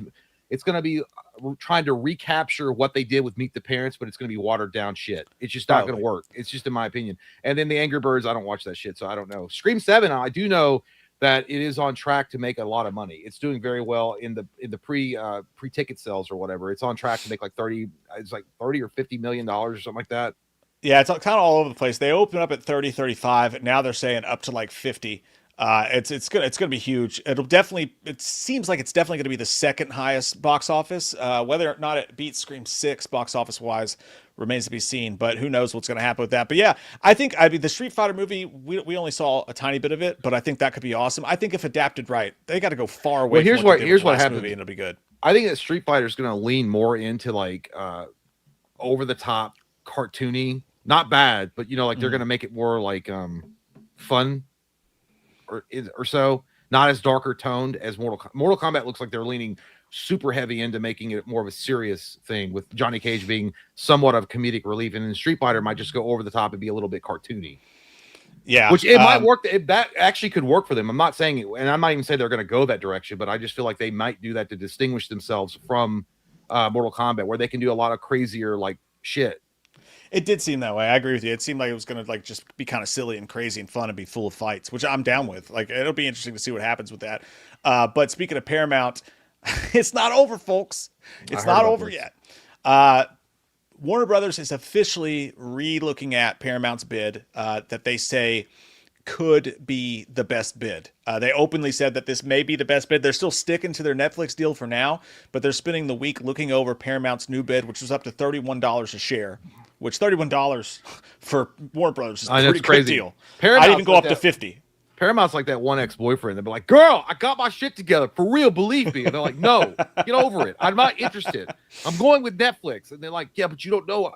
I got a new job. It pays really well." Like, and then Warner Brothers like, "I stopped playing Xbox, dog." He's like, he has changed quite a bit. He's changed. And like, you're just looking at his bank account. Wanda. Yeah. It's like, yeah. So I need to be taken care of. Motherfucker won the lottery is the truth.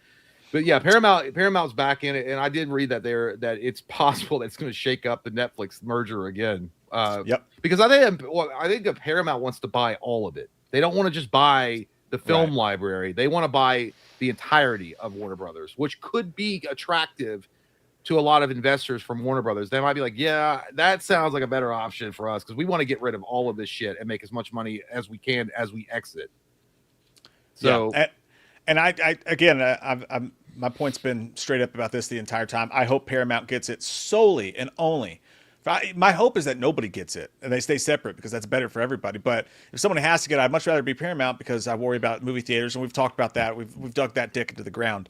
But like, I find it interesting though, if you are looking at it politically, And that's your reasoning for wanting Netflix to have it. Netflix's Ted Sarandos set to visit Trump at the White House to discuss the Warner Brothers bid. So if you had it in your mind that one side was going to kiss Trump's ass and not the other one, you're sorely mistaken. Look at Ted Sarandos. He looks like the kind of guy that would shove his nose so far up someone's ass to be like, I'll do whatever you want. Yeah, look, I can get a good look at a T-bone by sticking my hand up a bull's ass, but I'd rather think the butcher's work for it. He's going to ring the doorbell at Mar-a-Lago and be like, don't put my dick in. Yeah, he's going up there and like, come on, Daddy. Trump, please help me. Come on. You know I'm better for it. But Trump's like, but Trump will be like, do you have access to Rush Hour 4 or Bloodsport? And he's like, no, that's not us. Like, then I don't want to talk to you.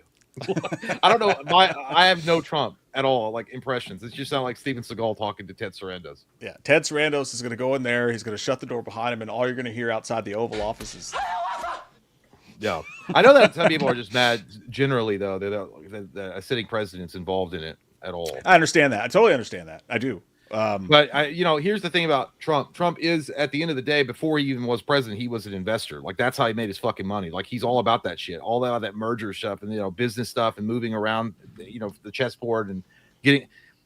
Maybe he was like, I can't beat my spirit. I gotta be involved. I don't know. I'm not saying it's a good thing. I'm not saying it's the right thing. I'm just saying that's probably why he's involved at all. It's just because all that business shit, like, that's his thing. That's his forte. Yeah.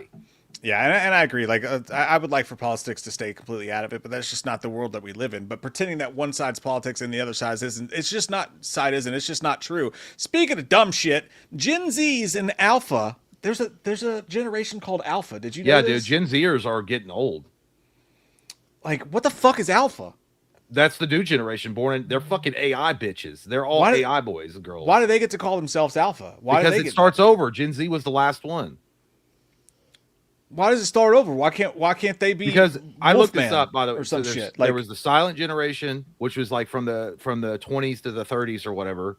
Then there was the baby boomers. Then there was the Gen Xers. Then there was us, the millennials or Gen Yers, and then there was the Gen Zs, and now there's the Alpha. So it starts back over because they didn't start doing this naming the population or groups of population until like the 20s. Yeah, like baby boomers got to be pissed. They got stuck with baby boomers, and somebody else gets Alpha. Like, I mean, yeah, but I thought Gen X had the coolest name. But and I don't even believe this report because, like, again, it's Hollywood. But like they say, Gen Zs and Alphas don't want to see that Rambo bullshit on screen. Like, you don't want to see great fucking movies. What do you want? Go cry into your pussy. How about that? Go cry into your pussy. I would really like a sequel to the vagina monologues. Well, I'm sorry, because I've never seen one in real life. So yeah, you should grow a set of balls, you motherfuckers. You don't want to see a ripped dude shoot a goddamn gun at some fucking evil all right, Russians? you made it gay. You made it gay. It's not gay. It's not gay to sit there and look at Stallone and be like, that's a which ripped we badass. Support. Listen, he's a ripped badass hero, dude. That's shooting down some corrupt fucking Russians and taking them on one-on-one. Fuck you. That's badass. You want to see hot, sweaty fucking men just wrestling in the sand? It's only gay if you're thinking about his sweaty cock. I'm thinking about like he looks badass. Yeah, it's one of the dumbest things I've ever read in my life. Rambo 3 is absolutely 100% a comic book movie, but it's still great. I love that line. The whole Russian fucking army is coming down on top of Rambo and Colonel Troutman, and they're sitting there in the goddamn desert. No cover, nowhere. He's got a gun with the grenade launcher to it. And then Colonel Troutman says, "What are we going to do, Rambo?" And he goes, "Fuck him." He just takes on the fucking Russian army by himself with Colonel Troutman. That's badass. That's what movies are supposed to be. But it's badass. I like that. Absolute insanity to me, man. This is like watching your country win gold in hockey and being upset about it. This is fucking stupid. But this is great. Let's cleanse our minds, cleanse our timelines with Van Damme recreated the fucking dance. Hey, look at him go. Looks like You're my heart, you're my soul. I keep it shining everywhere I go. You're my heart, you're my soul. I'll be holding you forever, stay with you together. You're my heart, you're my soul. Not cause. You're my heart. That's what I swear to God, that'd be like, it's got to be like what it'd be like to hang out with Jean-Claude and be at a karaoke bar. I'd be like, Jean-Claude, why don't you jump up there and do that real quick? And after like 5 or 6 shots, he's like, okay, you want to watch me do that? Yeah, you can tell he's at a resort, so he's had a couple of shooters. No, he's definitely on margaritas and like vodka. Like that guy is, he's feeling good. He's wearing his own hat. It says JCVD on the hat. Yeah. But dude, when he looks at the camera and smiles, like, yeah, that took me, dude. He's just enjoying life, dude. That's a good thing right there. I fucking love it. I love it. So that he's had a hell of a week, man. From calling out Jake Paul to a fight to recreating that dance scene. It's Britney Spears is down here. Jean-Claude Van Damme's up here. It's a good week, but it's kind of worrisome because you're like, are you back on coke? Because you're doing a lot at once. By the way, shout out Mikey Loomis for sending that over to me because I hadn't seen it yet. I wanted to show you guys something really quick. I meant to send this over to you, but I forgot about it until the last second because I just saw it. So this is now they haven't released. There's no release date for this. This is a video game coming out. There's no release date for it. But you can wish list it. It's going to be released on Switch, PS5, and Xbox. I don't know about PC, but wish I could wish list that dick. Uh-oh. You know what I'm saying? Oh my God, what? Sexual harassment. Here we go. Not if I meant it.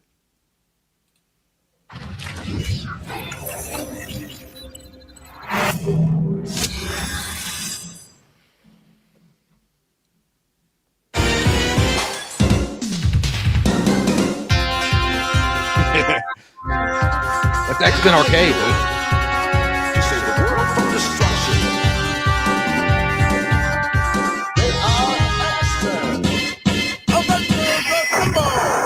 Oh, fuck yeah, dude.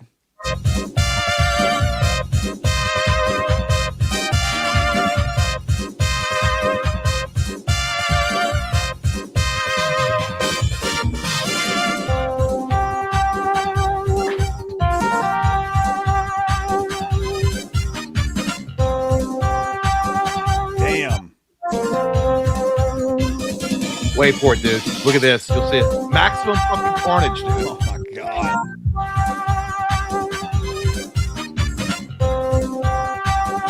I didn't even know about that one.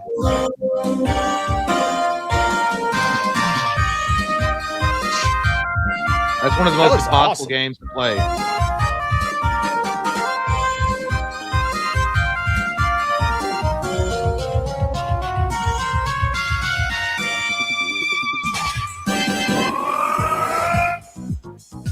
Hell yeah, dude. I'm buying that.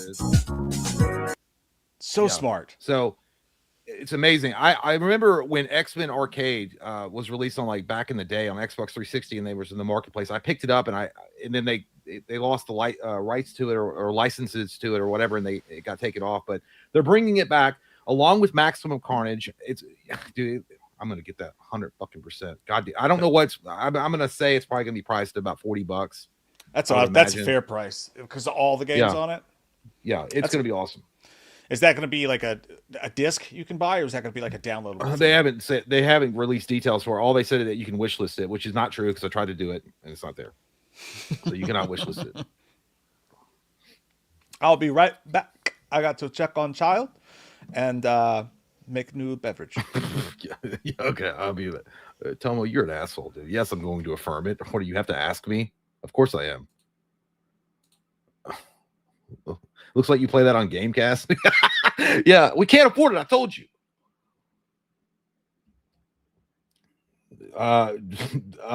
Does Loomis have Tourette's? Not that I know of. I hope not. I don't think so. Anyway, someone said it's missing the 2 Sega Genesis X-Men games. Yeah, it's not got all of them on there, but yeah. It's still cool that it's got, like, I feel like Maximum Carnage is such an overlooked title that a lot of people don't even, either they don't remember it or they never got a chance to play it. I thought it was great, dude. It was such a great adaptation of the comic book. It was well done. 100%. Thank you, Tomo. Did you see the new Halloween gameplay? No, I did not. Well, maybe Mike's got that pulled up somewhere. Take it. It says, Jay, watch the Backrooms trailer. It's quick. Okay. I'll do it. Hold on. If my internet crashes, take it or leave it. It's on you. All right.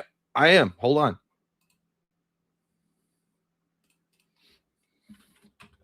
It better not be some weird shit, dude. It better not be like, all right.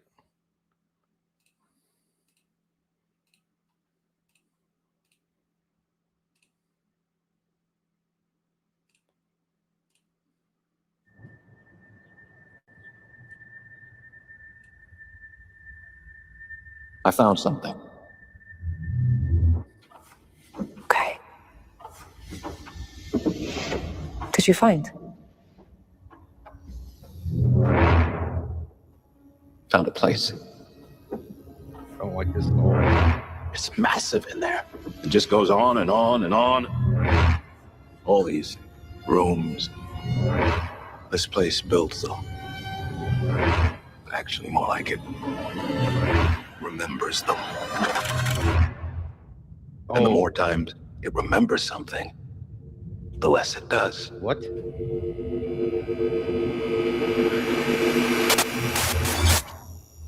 Oh. Iron Dude said, I know, I had to get out of that. Thank God it was quick. Yeah, that looks, oh my God, dude. I don't know why, dude. They gave me like goosebumps. That shit's scary. Not gonna watch.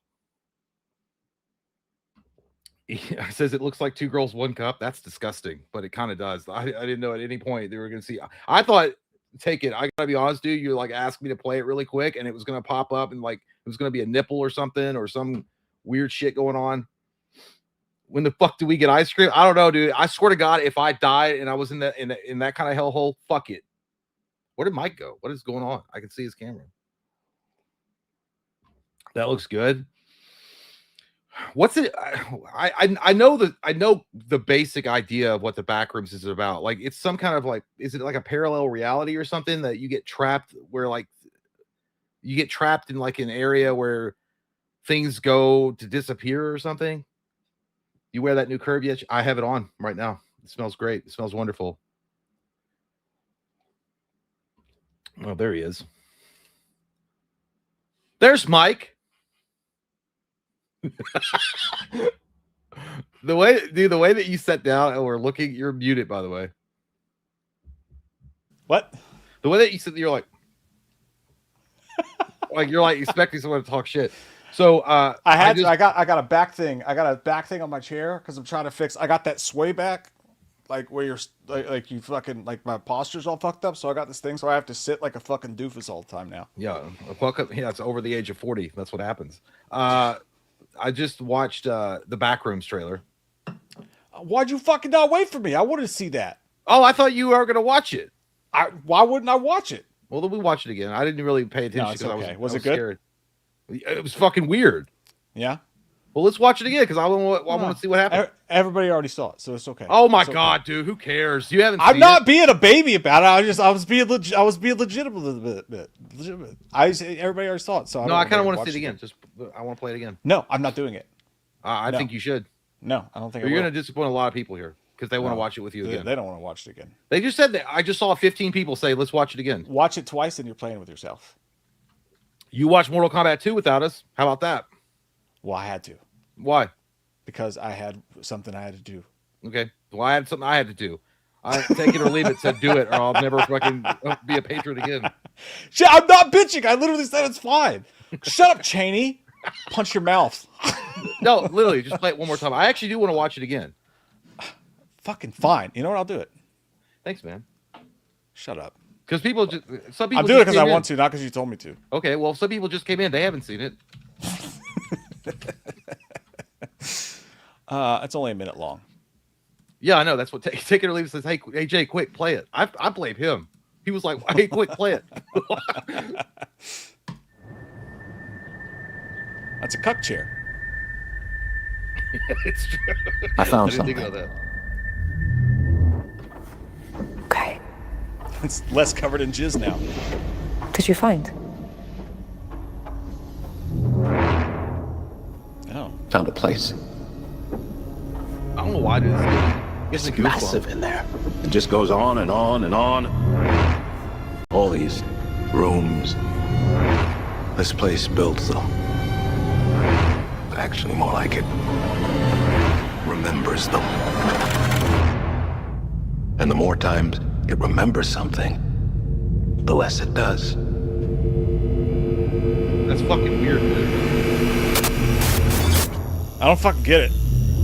So I'm the more back confused now than I was at the start. Well, yeah, it's based. It's like I think someone said it's based on a game, but it's like something about like where things like you remember in the Langoliers, where like they would go back in time, but everything was empty and there was nobody there, but there was something that was like eating up time, and they had to run from it. The Backrooms is it's not like that, but it's kind of like that, where it's like a parallel reality, or it's a reality inside of our reality. Like like what we see is reality, but then there's like a exit stage left, and you would go out of the simulation. Oh, so it's kind of a multiverse. Like whatever the leftover storage rooms of whatever would be there, or something like that. And there's like monsters and different levels and shit. It's weird. Yeah, I could see that being cool. I have no idea if it could. There was one shot where the chair was in the wall, and that looked straight up fucking like 1997 PC. But it's a cool idea though. I don't know what the fuck it means, yo, but I like it. Who cares what it means? It's provocative. It gets the people going. Yeah, tiger on fire on the back of your jacket. Fuck it. That's this. Shut the fuck up and dance. Yeah. Speaking of shutting the fuck up and dancing, Halloween the game. Oh, somebody asked about that. Yes, new gameplay. New footage has come out. So first off, the first playable demo is going to be at PAX East in Boston. Jay and I will be there on the front row. If we got press badges, no big deal. Yeah, whenever someone sends us our plane tickets and our hotel and snacks, we'll be ready to go. I'm joking. We're not going to be there because we're poor. It says that you can go there and you'll be able to play the game if you're there and play as Michael Myers or one of the 4 survivors in a multiplayer experience. Demo features Haddonfield Heights quiet neighborhood map complete with the abandoned Michael Myers house. Dude, the idea that you'll be able to just walk around and explore the abandoned Michael Myers house, fucking cool. I hope it's not the one from Resurrection. By the way, this is a live event, so if you have Tourette's, don't show up. That's a good one. That was a good one. The panel on March 28th will feature, this is exciting, because like you usually don't get to see or hear Maleka Cod talk. But a panel is going to have Maleka Cod, Ryan Freeman, who's a producer, Ilphonics, Jared Gutson, and Jordan Mathewson, joined virtually by John Carpenter, because John Carpenter's not leaving the house fucking for anybody. Yeah, joined virtually. He's not going to be on camera at all, probably. And if he is on camera, he's going to have it like this, and he's wearing nothing but underwear and smoking cigarettes. You know that motherfucker's going to be from here up wearing underwear. Yeah, it'll be like he'll look like he's wearing like a t-shirt, but he literally has no pants on. And like bare feet are sticking out, and you don't care, and he's smoking cigarettes. And like, hey John, what do you think about Maleka Cod being here? Like, is he cut me a check?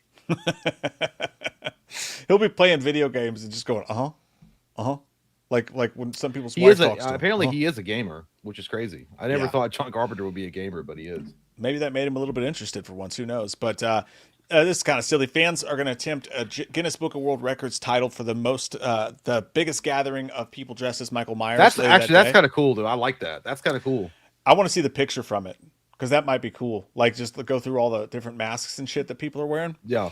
Because there's going to be some bad ones in there as well. But it comes out September 28th, and there is a video that has some footage in it that I saved here. I hope one person dresses up as Loomis and is surrounded by all the Michaels. Good God. Dude, that would be the funniest thing we ever did in our fucking lives, if you went there and just started screaming at all the Michael Myers and like knocking drinks out of their hands. That'd be the quickest way that I've ever been sent to prison. Oh my God, that would be, dude, we could get you a megaphone and have you just run around talking shit. We can recreate the picture of George Romero standing amongst all the zombies, and they're all like trying to grab him. Yeah, like it's my worst nightmare. Holy shit. That'd be the funniest thing we've ever seen. If we were going, I would just dress up as Loomis, and you could dress up as Michael. You'd be like, it's a chaos scene. I swear to God, all of you are going to get lethal injection, one way or the other. I swear. Yeah, I'll go as Chalice, and you can go as Loomis. So we'll just run around creating stuff. I'll be trying to fuck the Michaels. All right, here's the footage. It's only 12 seconds.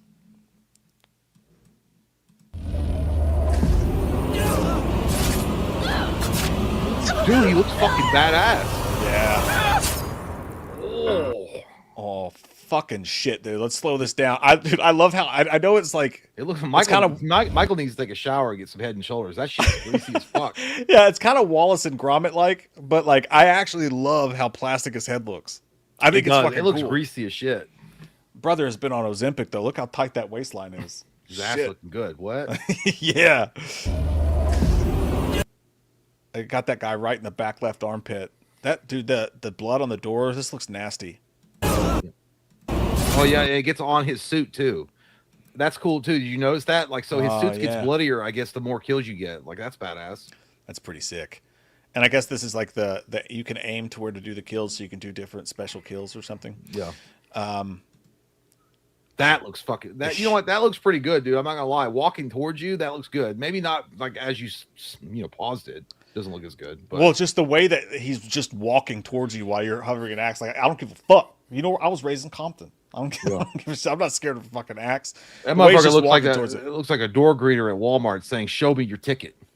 Show me your receipt." And then, dude, that's the H6 kill in the opening, pretty much. When he if he puts her head against that spot. Well, yeah, this is definitely going to be an environment kill with 1,000 because they wouldn't show the hook there prominently like that. So yeah, I think this is an environment kill. That's fucking awesome. Man, dude, that if they show like a slow neck slit like that, they did. Well, I mean, Friday the 13th did pretty good on showing some brutal ass kills. The game, so and holding by the head, dude, that's so cool. I like how you know what, the details aren't lost on the mask either. They're zoomed in. It looks good. The lighting looks great. Yeah. The mask is a little H6 looking. I know it's mainly looks like the first one, but with the divots and stuff in it, it kind of has an H6 vibe to it. Even though it is really bright on his mask, like a camera crew is right next to him. Like, do it, Michael. They got the fucking boom mic and the bright light on him.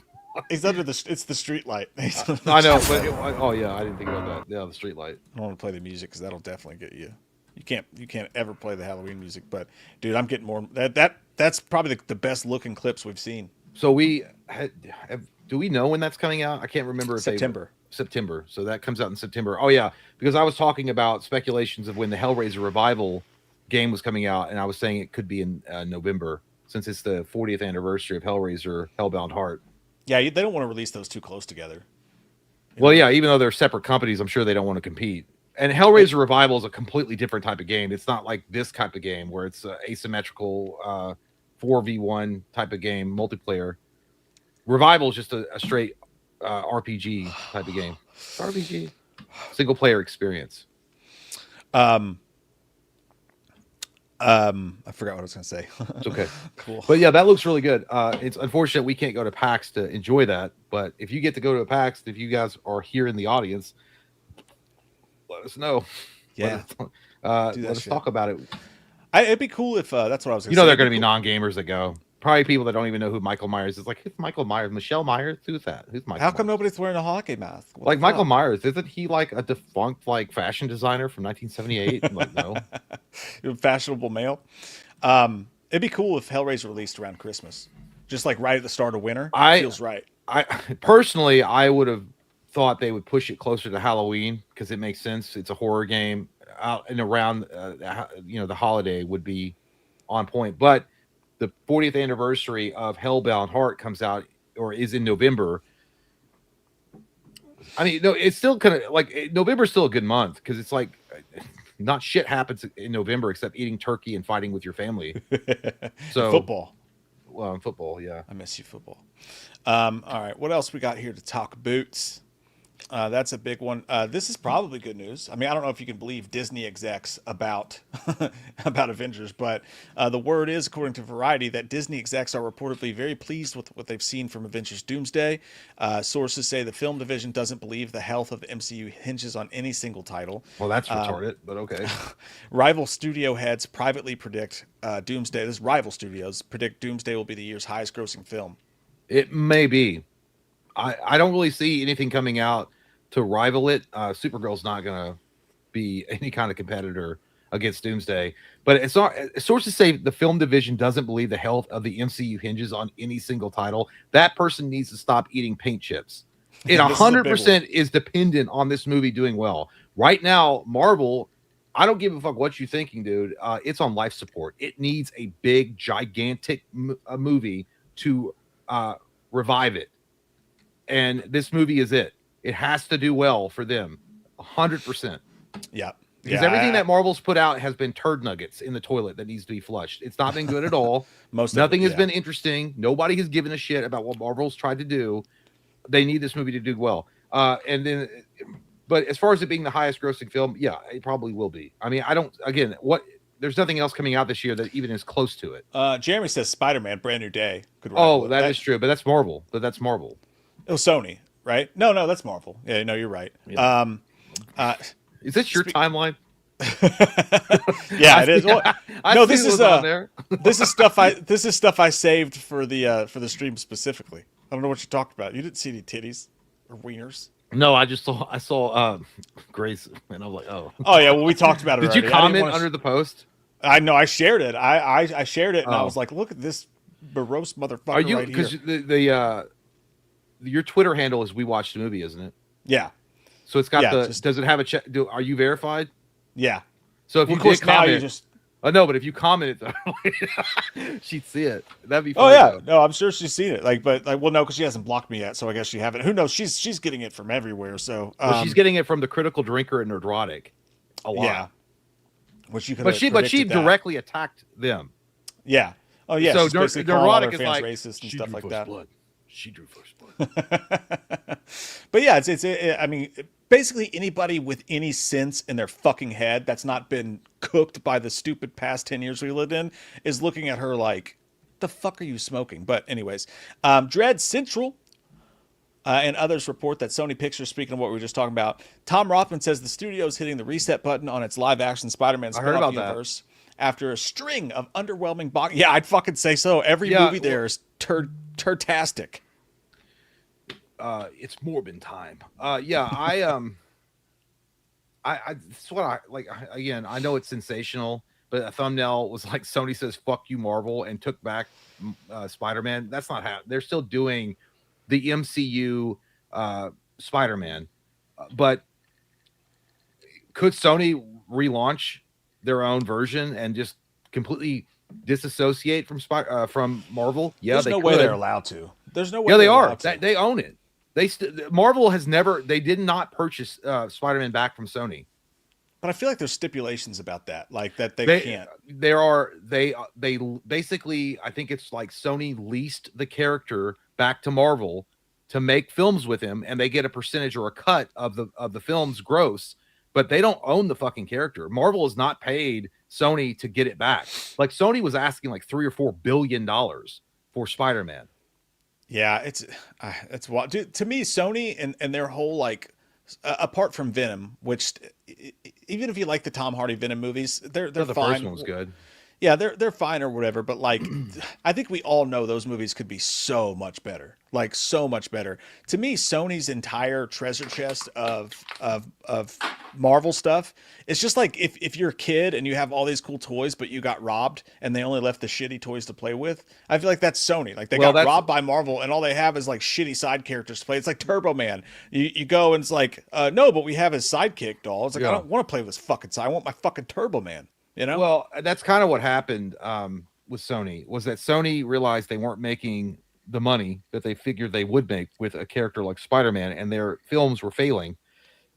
And they looked at the success of Marvel and what they were doing with their characters, and then they were like, hey, you know what would be really cool is if we just get involved with Marvel, they can make the fucking movie for us and tell the story of the character that they know better than we do, and we'll just reap the benefits. And that's what they did, essentially. But now maybe they're like, we learned enough. Now the student has become the teacher. And maybe they think now we don't want to be associated with Marvel's doing, and they want their own. They don't want to share profit anymore, which makes sense. If you have a character that's worth $3-4 billion, you don't want to share profits with another studio unless they're going to come and they're going to pony up the cash. And right now, I got to be honest with you, I don't think Disney is interested at all in dumping that much money into buying a character back from Sony and then going, because Sony doesn't know how to fucking use it anyway. Yeah, but Disney's also been fucking up their own properties. That's true. And to be honest, like and this is just me, I know a lot of people don't feel this way, but if the Punisher wasn't going to be in the new Spider-Man movie, I'm not really sure I'd give a shit. Like, I'm kind of just bored of the Tom Holland Spider-Man. I am. It's not that he's bad. I'm just like, that's because you're an old fat fuck. Yeah, that's true. That's very fucking. Because our Spider-Man was Tobey Maguire, and that ship has long since sailed.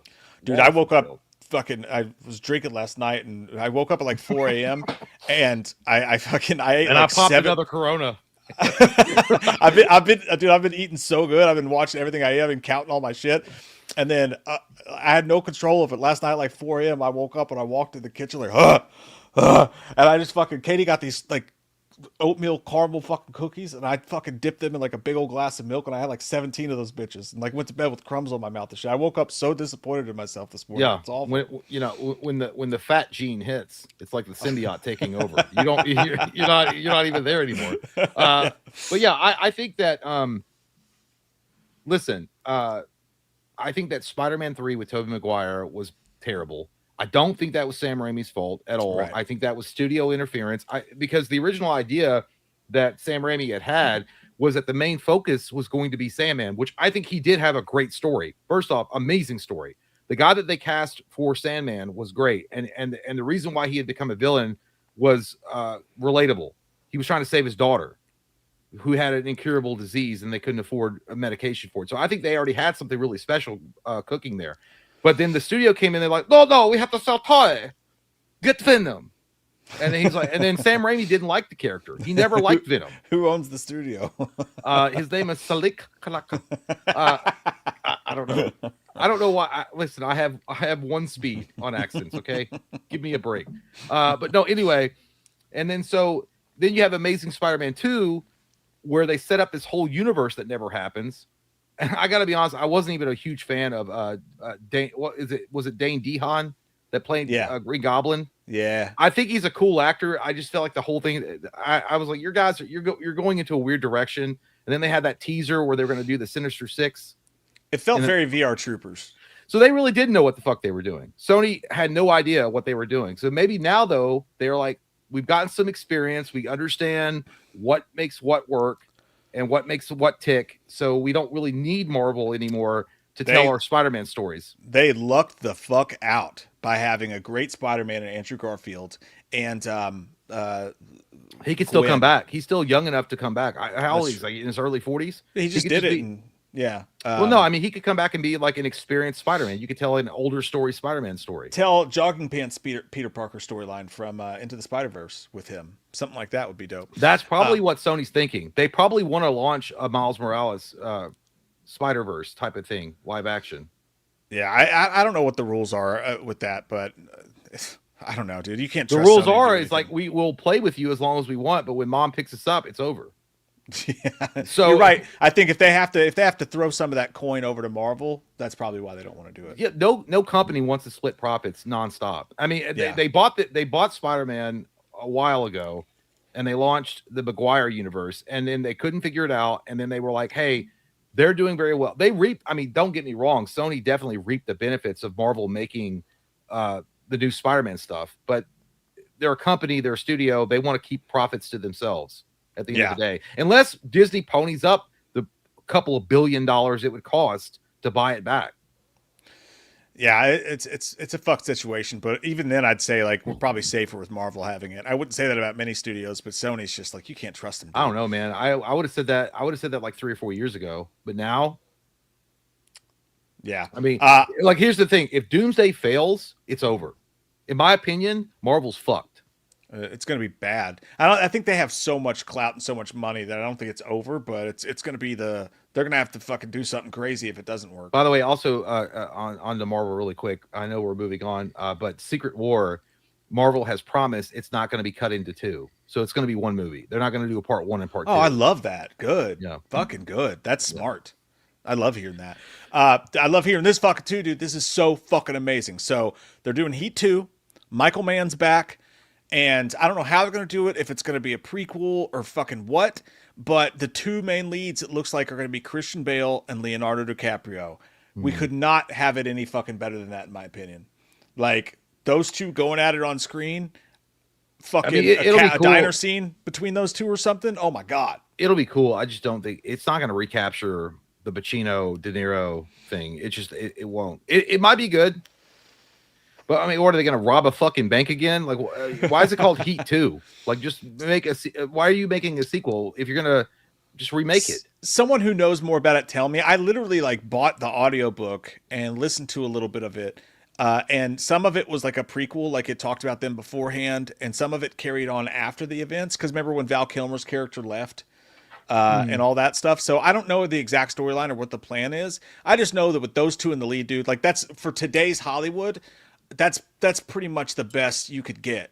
Christian Bale and Leonardo DiCaprio. You know, you could probably, there's a couple other names you could throw in there. Yeah, here's the thing about modern day Hollywood actors are not, they don't have the same prestige as the actors like back then. But these two do. These two do. Like I mean, Bale and De Niro, Bale and DiCaprio do. They're good, but like I don't know if they. The reason why De Niro and Pacino was such a monumental thing was it's literally the two badass Italian guys that were like kind of in Godfather but not, and who was the tougher of the two. That's why it made more sense when they were on. That was like a huge fucking deal. That would have been like seeing Christopher Reeve Superman alongside Michael Keaton's Batman. That's true. It's not going to have that kind of heat. I'm so funny. Yeah. But like, it's still pretty fucking awesome. No, I'm not. I don't know what you're going to do with the sequel. If you guys have ever seen Heat, it doesn't really, I don't really think it lends itself to a sequel. He does. It may not, but he does have a story in place. Like he wrote a whole fucking book. You know what I mean? So like the story's there and it's locked in and they're sure about it. So that's it's not like a Halloween Kills situation. So Christian Bale is the son of Al Pacino and Leonardo DiCaprio is the son of Robert De Niro. No fucking idea. I have no idea. I have no idea. But like that would be silly. Does anyone know? Fuck, I don't think I never read the books. I didn't even know they had a book. Hang on, I'm gonna fucking do a quick.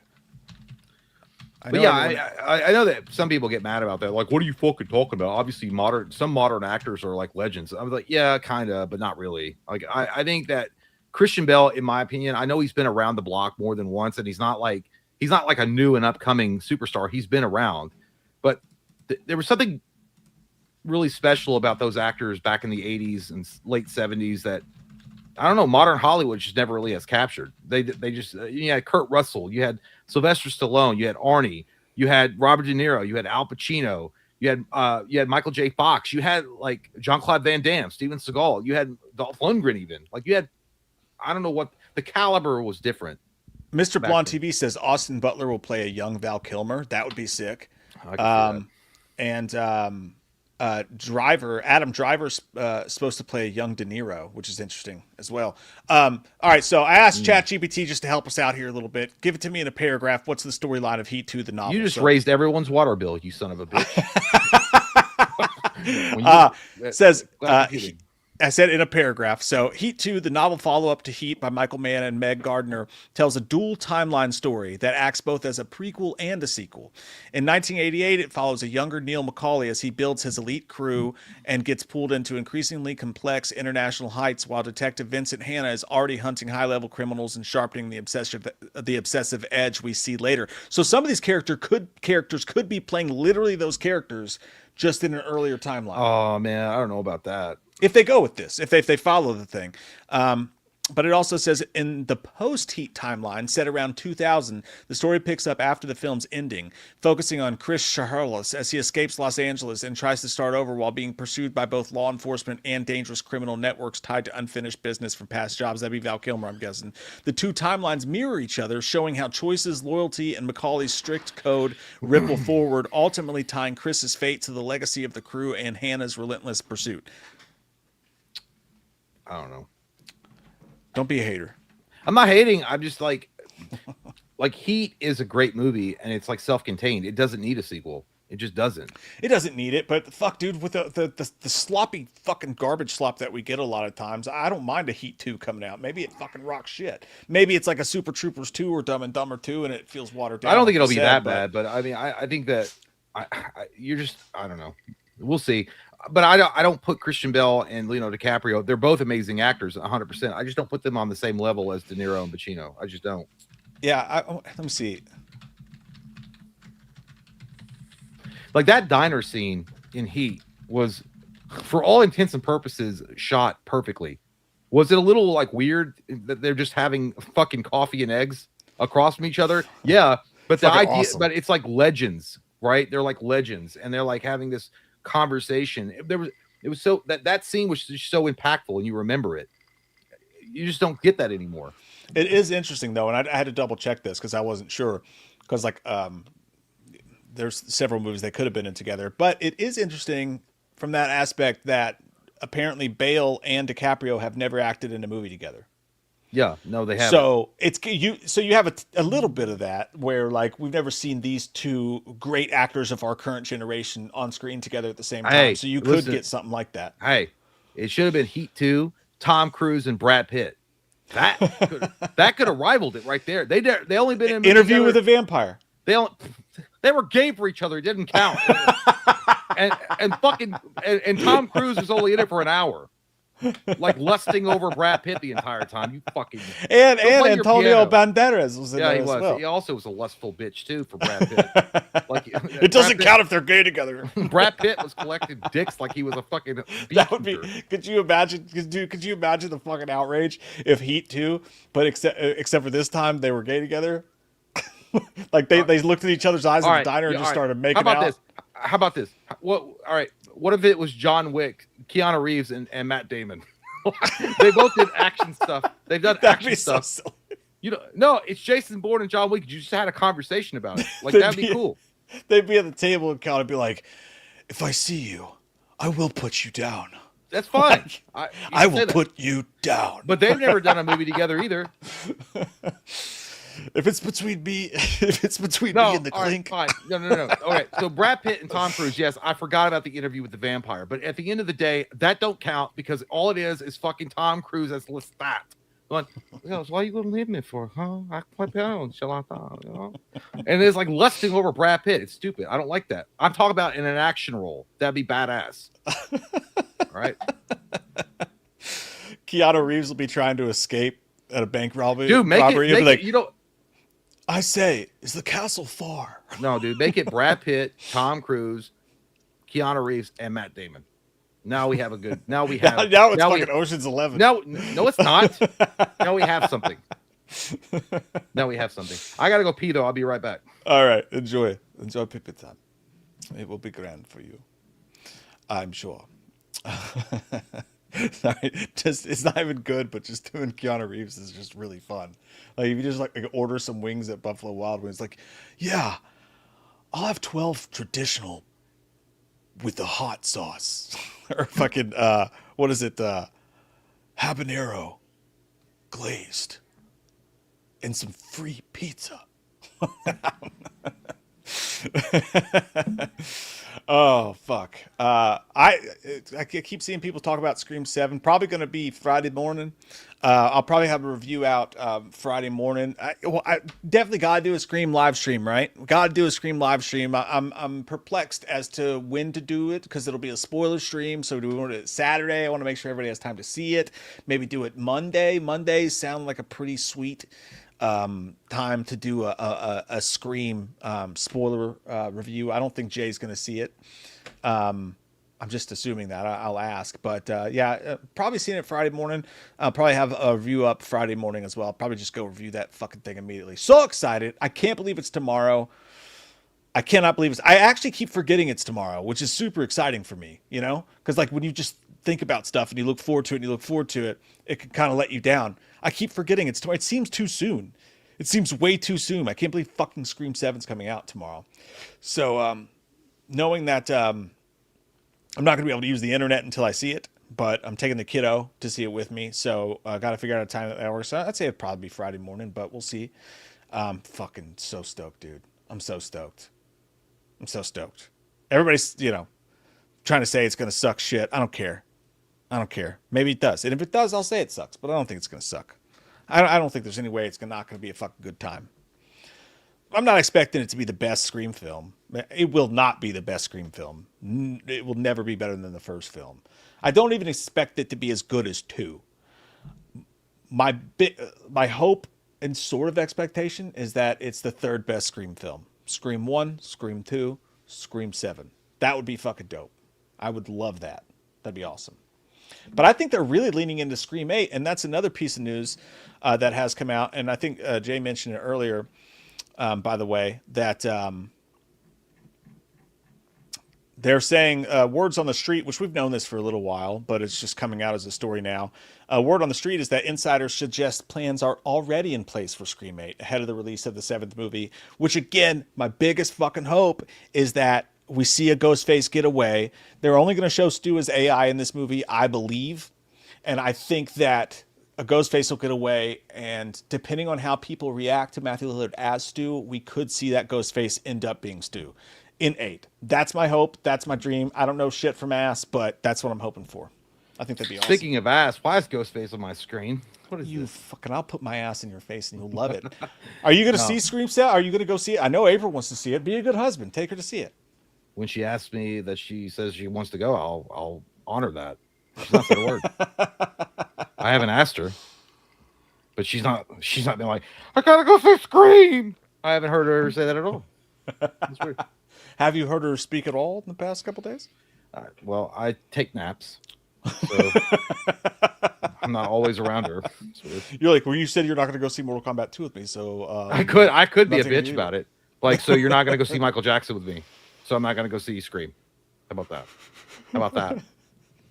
Well, let me know if you see it, because I was planning on doing a spoiler stream. Yeah, maybe here's the thing. Monday night. I could see it, but I'm not as like enthusiastic about the franchise as you. So I don't want to Obviously. come and see it and then be like, "Hey Jay, what'd you think about it?" Like, I mean, I didn't really give a fuck, really, to be honest with you. Like, I was watching it and shit. And like, yeah, I mean, there was fucking Stu. He's all burned up and shit. You know what? You're right. I don't want you to come. I don't want to. Well, I'd be like, hey, there's a new Lord of the Rings movie coming out. Are you gonna go see it? You'd be like, no, I'll go see it, but I won't like it. That's fair. So I see. Does that sound fair to everybody though? Like Monday night gives everybody enough time to go see it. Yeah, it's after the weekend. Everyone's gonna go see it. I'll just do a quick little spoilery. Someone's like, well, Jay, you're a horror movie review channel. That's what you're supposed. It's like, I'm not gonna go see something. I don't want to fuck. If it sucks, I don't even think. Listen, I'm not a huge fan of Scream 6. I thought Scream 5 was okay. I thought Scream 4 sucked tampons, and Scream 3 was literally ear rape the entire time. I like Scream 1 and 2. That was fun. And so for me, I'm not that super into that franchise. I'm just not. I think it's. If the slate was being washed clean and Nev Campbell was gone, all of them were going to get killed off, and we had a new cast to go with from here, I'd be like, all right, I'm interested, because it's new. It's not the new though. All right, they're still using the I get it. I get where you're coming from. I do get where you're coming from. But I don't shit on anybody that wants to go see it. That's why I don't want to sully the. Like, I don't want to jump into the fucking pool and pee in it. But the good news is, if Jay does see it, I'll see it eventually. But we'll be able to talk about it in the live stream when you see it, and you won't have to feel bad. No, about yeah. I mean, I'm sure at some point I'm like, for the Patreon commentary, I want Jay to do a solo. I want Jay to do a solo for Scream 5, 6, and 7. That's what we did last time. Like for Scream 6, I think I reviewed it, and then like I think you saw it like a week later, and you did your own review, and you were able to just yeah, I did. turn the camera and let them go. No, I did a commentary for it. Did you? Or no, I didn't do it. Yeah, you no, did, I you just did a I review. Yeah. It was for our Patreon members, but yeah. I think what we need to have is a Jay solo man versus movie, all the Scream movies in one night. You in the just you fucking and the ass people with a watching goddamn Scream. diseased dildo from a defunct goddamn hustler store. If you did that, I'd watch all the Lord of the Rings and do a man versus movie. You won't, because you won't give it. No, you wouldn't, because you'll be like, I fell asleep. What do you want me to do? But your 3 fucking movies are going to take me 7 fucking days, and they're worth every bit of that adventure that you're going to go on. Oh, look, we're walking again, and we're walking. You know what? You dirty skank. There's so much more to it than that. All right, you have no idea. There's so much more to it. There's friendship. There's love. There's adventure. There's. Magic. I'm not gonna go see another Lord of the Rings movie until they kill Frodo. I'm sick of Frodo. What the fuck are you talking about? That's what Tolkien's based the whole fucking thing on. That was in the 50s. I'm just rage baiting you.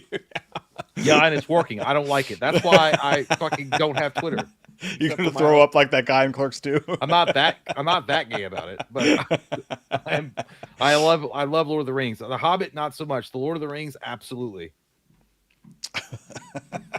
You know what's interesting about that? You know, Elijah Wood. I didn't watch the whole interview, but he was talking about how he got cast as Frodo, and he was like saying that he's like, I was filming Faculty, in Texas when the word went out that Peter Jackson was interested in bringing to life the Lord of the Rings, but he's like, it was like 2 years off, and he's like, I really wanted the part because obviously it was going to be a huge game changer because everyone knew that was a mega fucking movie and Peter Jackson was involved, and he's like he's talking about how the unconventional way that he got it, like he dressed up for the part and auditioned for it.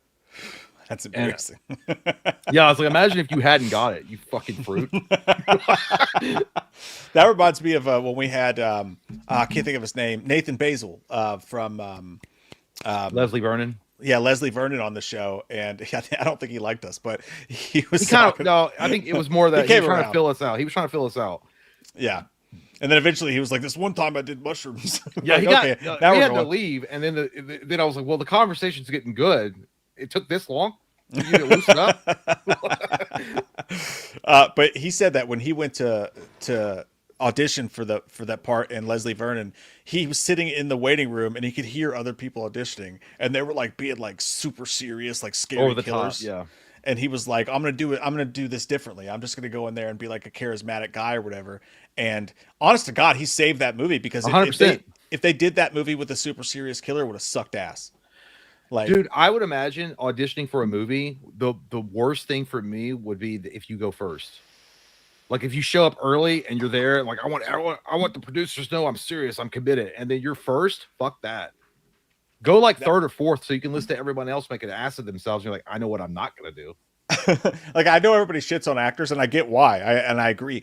But that to me, that would be the worst job in the world because like half of your job is interviews, and like interviewing for a job is like the worst feeling in the whole world. Well, I mean, I know, but like it's also it's to them, it's their art form.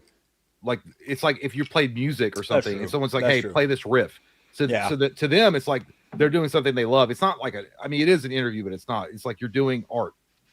So yeah, that's true. Pretend to be the character. So if you love acting, I love acting. I'm not an actor, but I love that shit. I would hate to be like turned down, and I would yell at them every time. And they were like, you know what? You're a really cool guy, and I think you're really nice, but I think we're gonna go in a different direction. Like you guys are gonna be really sorry one day. Because I'm gonna be the greatest, and because I would just do that because apparently I'll show you little people. No, that's what happened to James Dean. James Dean got turned down for some kind of small part that he was going for, and he told him, he's like, one day you're gonna read about me in the papers, and you're gonna read about how great I am, and you're gonna regret this moment. And he fucking did it. You know, yeah, but you know when he shut the door and walked off, he heard everyone in that room fucking laughing. You're right, that gave him power. That gave him power. It's like Stephon Diggs watching this. I mean, that's obviously a once in a lifetime type of actor, but no, I think it's not really it's not embarrassing necessarily or a shitty interview. I just think it's like you're performing art for people. Yeah, you're right. If you're confident in it and you enjoy it, it's probably different. For me, acting, I would hate to. I've fucking people have offered us to do stuff in fan films. One of them we did do one. Fucking, yeah, well, just our voices. That was fun though.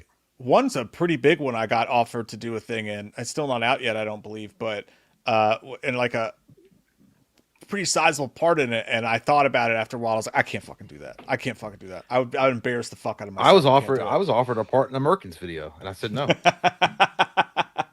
That would have been perfect. Actually. No, because he wanted. I remember him talking to me, and he was like, "Yeah, Jay, I would love to have you come up. We want to do this whole thing." But he was like, "Are you cool with shaving your head?" I'm like, "I don't know about that." He's like, "No." He's like, because he wanted to do this whole thing. And I'm like, "Nah, I don't really want to." Because I felt gay. Though. I was like, "Can Mike come?" It's like, we already got our Michael, so I wouldn't want to do it. I wouldn't want to do it anyway. Yeah, I've said no to a couple of those things. Like it's just not me, dude. I could never act. They did some weird thing one time. I went to a church. And because sometimes in our youth you would just end up going to churches random nights, and I went to a church and sat in this room with a bunch of fucking church people, and it was awkward. And then they wanted to film this thing like where aliens came down and everybody's supposed to run away screaming from the aliens, and I've never felt more fucking uncomfortable in my life. Like I wanted to crawl out of my skin and just fucking die. I want to throw myself out of a fucking window. It just makes me uncomfortable. I can't act like. Well, I like it. I like it just because you can like. You know you're gonna be. It's obviously over the top in his make believe, but it's like I do that shit by myself. I do that alone. I'd be like, I sometimes create soundtracks in my head when I'm walking around the apartment. I'm like, I'm like, I can do this shit. Like I used to do that shit when I was a kid. Like I'd play like I'd pretend I was in like a Lethal Weapon movie. I'd get in my parents' car and be like doing like a chase scene, and I would even pause it and I'd be like title card.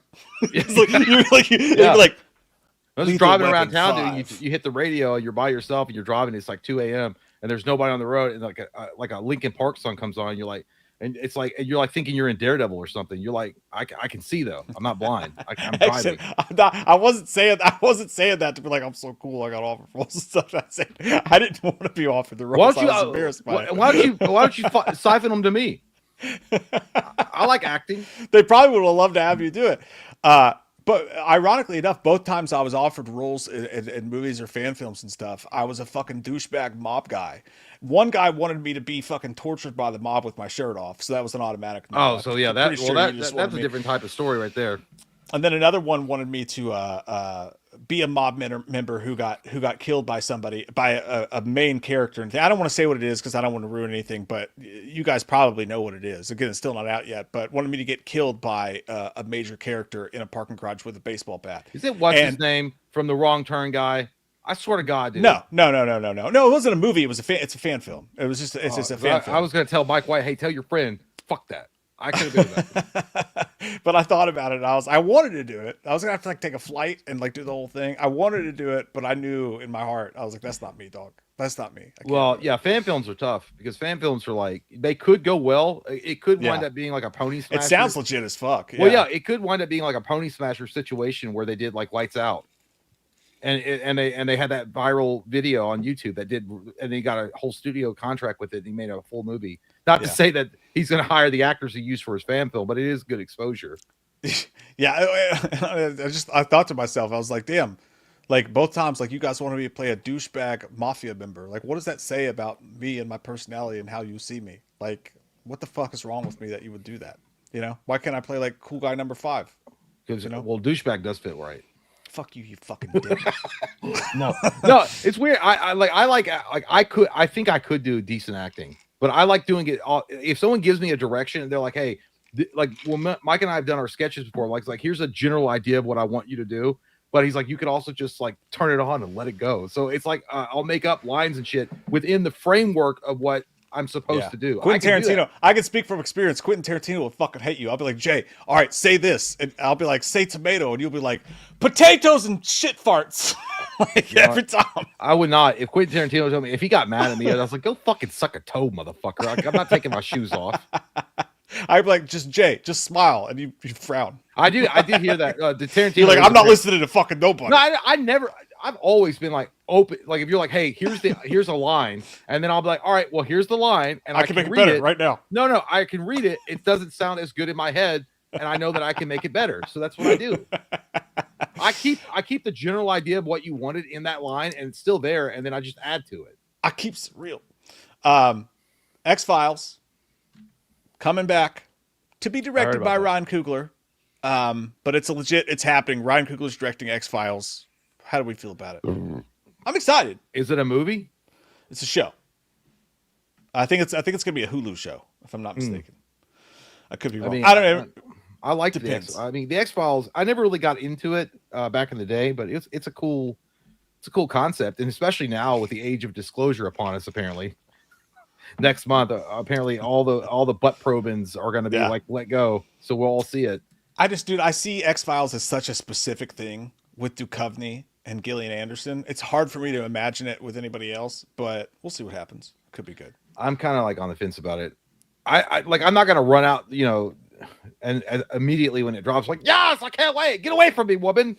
It's time for X-Files. It's not going to happen. I'm not that excited, but it's kind of, I thought it was a cool show.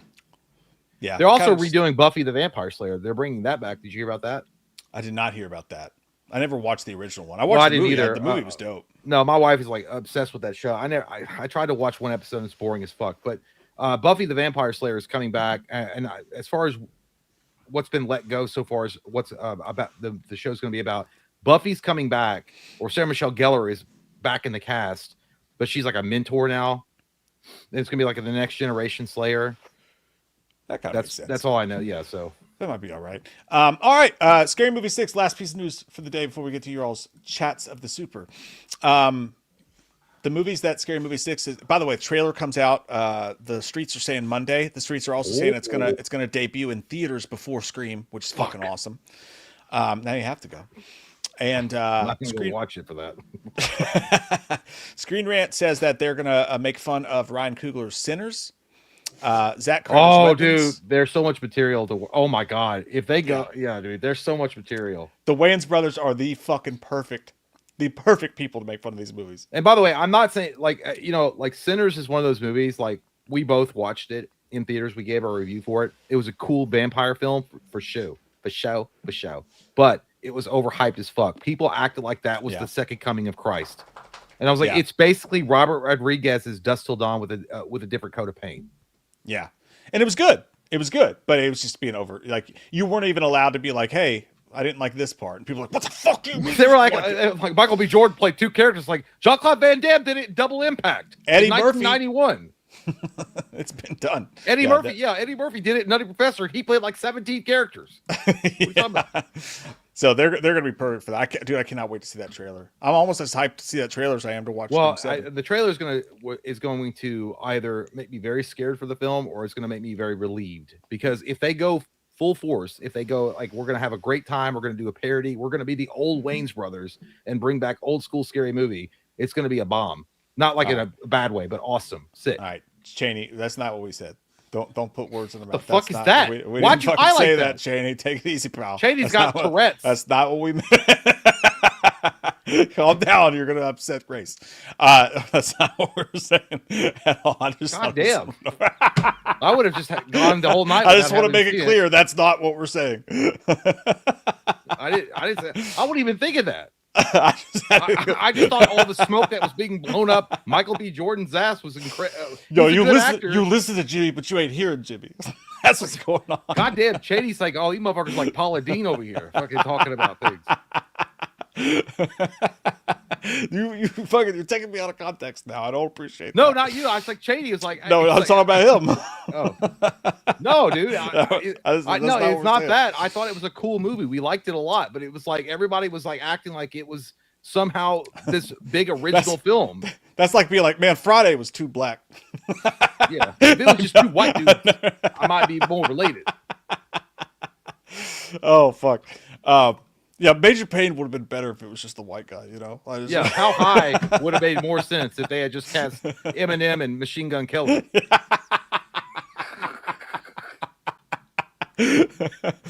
Oh, fuck me. All right, let's get to what you guys are saying. Now I'm kind of scared too.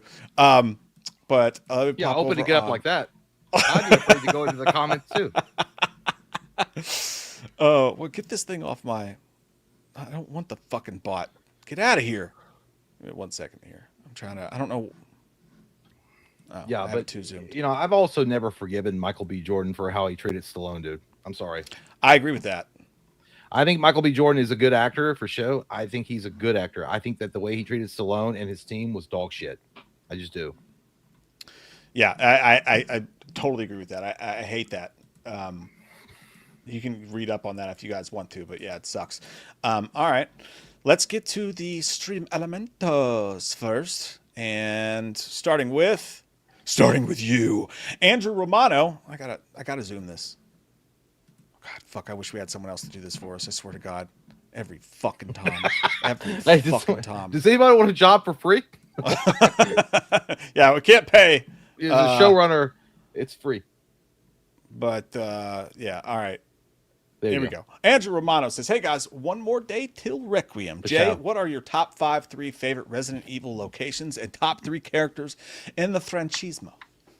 Top 3 RE locations: Spencer Mansion, the RPD police station, and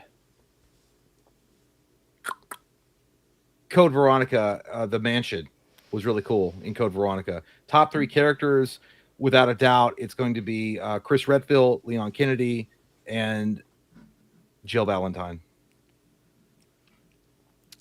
Nice. Thank you, Andrew. Anonymous, by the way, we're playing that too. It's going to be a busy weekend in the household. Good times. That's why you're not seeing Scream 7, you fuck. You're gonna be What are you playing talking about, dude? I could go Resident see it and like be bored and come back and play something fun. Evil. Anonymous says, what's the hardest part about eating vegetables? Putting them back in the wheelchair when you're done. Oh, God. Holy shit. Grace is going to be very upset when she hears that. Just kidding. She hates people with special needs.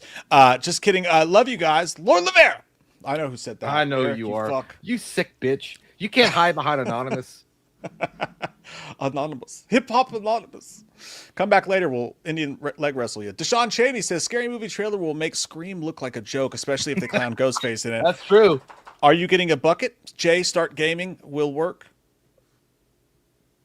What? Hope you got my super chat. I don't know. We definitely got the one you sent just a second ago, Deshaun. But listen, what Ghostface is going to be in it, but he's going to be. It looks like he's going to be the high Ghostface. But I think it's going to set the tone really nicely if they play the trailer before the movie and it doesn't open up with like, hey, trailers. It'd be funny as fuck if they show the Paramount logo and then all of a sudden you think the movie's starting and you find out like a minute in it's actually a scary movie trailer. That'd be so hilarious. great. That'd be great. Awesome. As far as the gaming stuff, I think you're talking about like Mike got a capture card. I think he kind of familiarized himself with it. So now he can teach me like Obi-Wan Kenobi and I'll get one and we can figure out how that works. Yeah. No, so, I can. I have no qualms about doing it, but I got to be honest with you guys. When I play games, especially when it's certain types, I get really into it, and I might forget that you're fucking there, okay? Because I'll have time. I have time to bitch at the cheating of the computer, because I should win all the time. You're gonna get Tourette's and start saying things you shouldn't say. I won't say that. I don't have that affliction. Dookie Player says, "Heard you were looking for Candyman, bitch." That's such a great line, dude. He's talking in the bathroom. Says, "Heard you were looking for Candyman, bitch." Nuh-uh. I'll be like, nuh-uh. Not me. Not me. It was actually I was looking for Tomorrow. Is Tomorrow Home? Not Candyman. Austin says normal Anaconda without trying is one of the funniest movies I've ever seen. Trying to be funny, lame ass new Anaconda looks like a bag of shit on fire that Ted should not put out with his boots. But as Jay knows, you can't listen to Devil Woman. Don't tell me what about my business, Devil Woman. Don't tell me my business, Devil Woman. Call the fire department. This one's out of control. You cannot. It's poop again. Them goddamn devil women get you in all sorts of trouble, like putting shit out, burning shit with your boots. He called the shit poop. Don't put it out with your boots, Ted. Deshaun Shady says, sometimes I say the word sometimes. Mike does whoop-de-doo. So say it, Mike. It's ironic he said it to that actor. Let's bring it back. No. Stop it, Deshaun. Stop it. Oh. No. This is not Clerks 2. Deshaun's edgy. Yeah. He's like Raven from the WCW. He's like the Outsiders. He just says shit. Tyler says, "Hey boys, watching from the Hilton in Nashville. Fancy boy. In town to do some work out of Dolly's offices here. Anyways, Jay, please find me on Twitter so I can send you rabbit holes to go down with me. The Rothschilds? No. I will not. I'm not gonna. I don't want to, dude. Listen, I already have too many rabbit holes that I'm fucking stuck in. I'm not going down another one. Thank you, though. Appreciate you.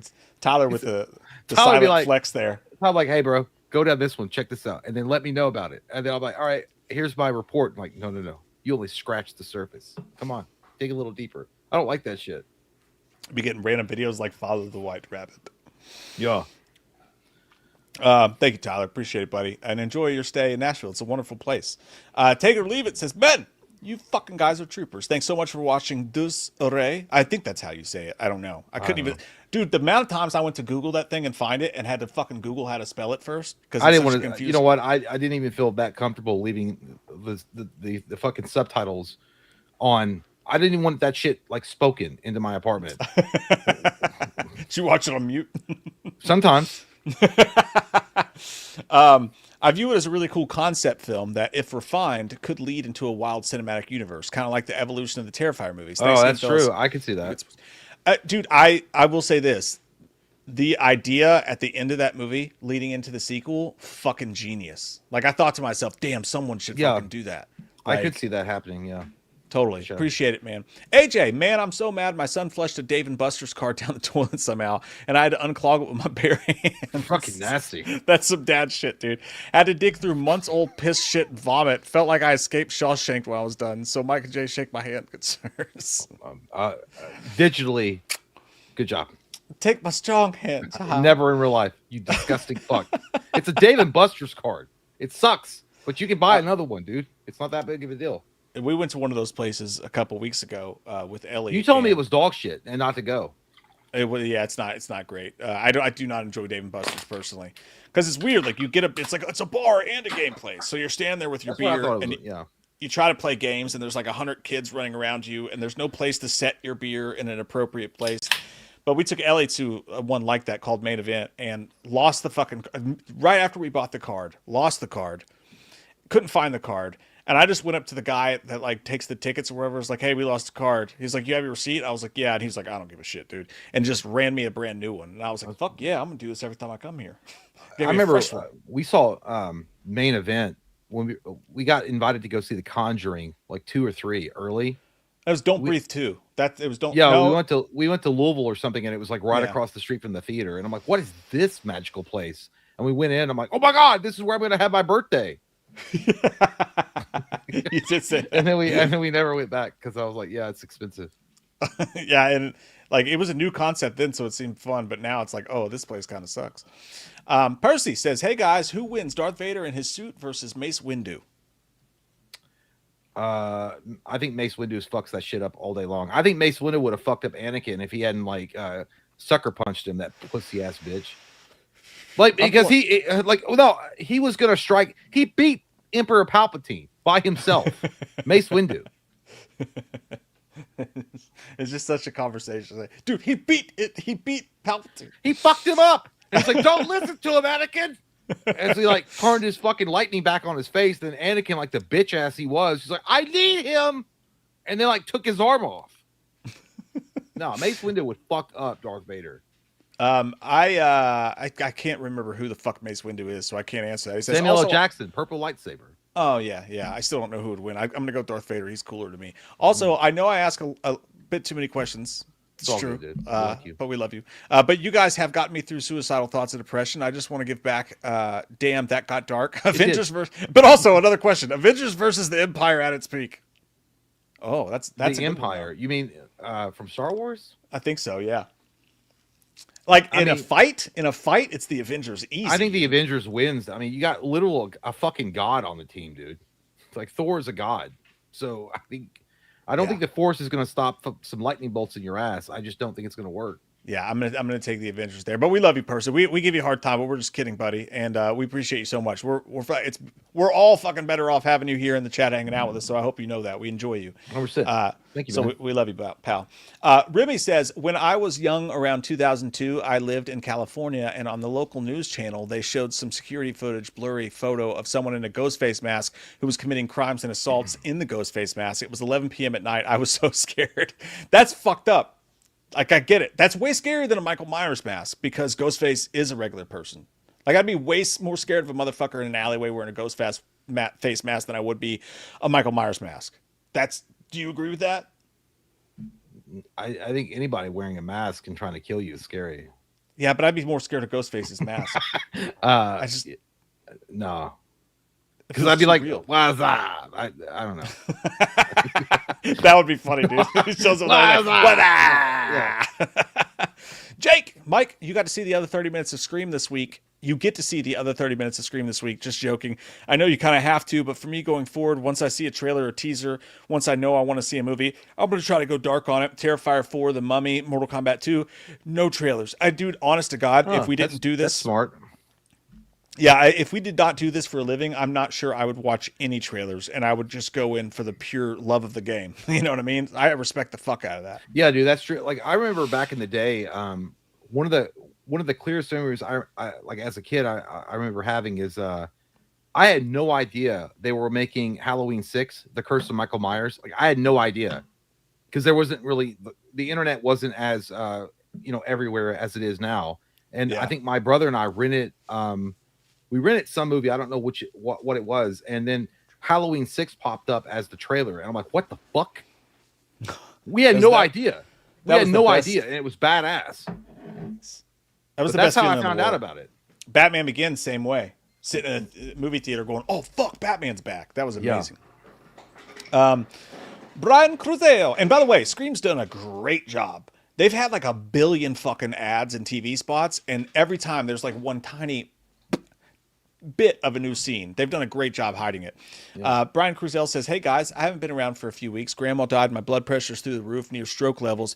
I'm fat and have diabetes. Other than that, I'm on the rebound. Just wanted to say I love you guys and thanks for being a distraction. Hey, that sucks, Brian. I'm sorry, man. That's terrible. And I'm sorry that, you're fat, lose weight. I have to myself. And we can say that because we're in the same boat. Yeah, no, but your grandma's dying. That's terrible. Sorry, dude. Hey, you're doing the right thing, man. You're seeing the problem. You're taking it. You're facing it, fucking face on. You're saying, "Look me in the eyes." You're marching it down. Fuck you, fatness. Yeah. When you're thinking about having a fucking cupcake or something, you just stare at yourself in the mirror and you go, "You're not eating that fucking cupcake." Like Leonardo DiCaprio in Once Upon a Time in Hollywood. And be careful. All jokes aside, I'm so sorry to hear about your grandma, man. Joe. Good on you for doing the right thing and taking care of yourself. We know you will. Man of Tomorrow says, what's up, Mike and Jay? I just wanted to say I love you. Mike, I'm going to see Scream 7 this weekend with the wife. Jay, next year's Lord of the Shitty Rings movie is called The Hunt for Gollum. September 8th. You're going to talk your shit about Lord of the Rings and act like Scream is somehow a goddamn fucking Academy Award-winning series? Shut the fuck up. I am. Yeah, I'd be like, if it was like Scream, The Hunt for Ghostface, you'd be like, oh my God, how many times are we going to hunt for Ghostface? Yeah, but, Lord of the Rings, I don't know. it's like, oh my God. I'm sorry that Tolkien created one of the greatest goddamn universes of all time.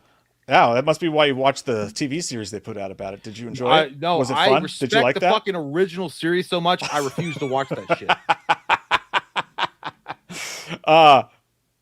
September 8th, Wolverine releases, and then a literal week later, Halloween releases. My bank is fucked. Dude, I got to get a PlayStation. I have to. I got to do it. Wolverine By the way, is going to be badass, dude. I'm fucking shocked you didn't come in hot, blazing tits out over the rumor that Xbox is dead. That they're going to... No, you did talk about it. You talked about it before. I talked about it before. I feel like an abused wife that I know Microsoft treated me well in the past, and I knew they had violent tendencies and they made a lot of mistakes, and I always hoped and prayed they would finally get it together, but some people just can't change. Some people just can't change. So I don't give a... Yeah, Microsoft is dead. It seems Xbox is dead. It's dead. And based on the Bill Gates Epstein files, maybe that's for the best. By the way, over 400 people in here for a little while now, so appreciate. I've seen all that. you I guys know. so much. I've seen that. Fucking, I know. That's fucking crazy. I appreciate you guys so much. Jake says, do you guys watch any competition shows? My favorite show is Ink Master. Love seeing the tattoos. Also liked Fear Factor. I'm about to binge the new ones with Johnny Knoxville. Also, I bet you love the new Star Trek show, Jay, huh? I bet it makes you proud. You go fucking suck a Klingon dick. Yeah, no, I don't at all. Star Trek Starfleet Academy is an abomination of a fucking show that I don't even know how it got greenlit at all. What a fucking travesty that show is.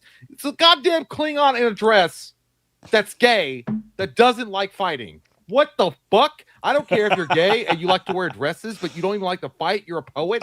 What the fuck are we doing? Either way, yeah, I don't. Yeah, I'm proud. Yeah, I'm so proud. I'm like, yeah, you know what? I did my best. I'm proud of that. I did my best. I did my best. No, I'm not. Star Trek, by all factors, is dead until they revitalize it somehow. You know what? I heard a theory about this. Not a theory, but someone had suggested with Star Trek. They're like, you know what they should do? Put Star Trek on the shelf for maybe 8 to 10 more years, right? Let it rest. You've butt fucked this to eternity of bad. Let it rest for a minute, then bring it back later when the nostalgia builds again and make a good show. Maybe that's what you need to do. I'm into that. Maybe that's what you need to do. I have no idea. But as far as competition shows, I remember Ink Master. That was a fun time.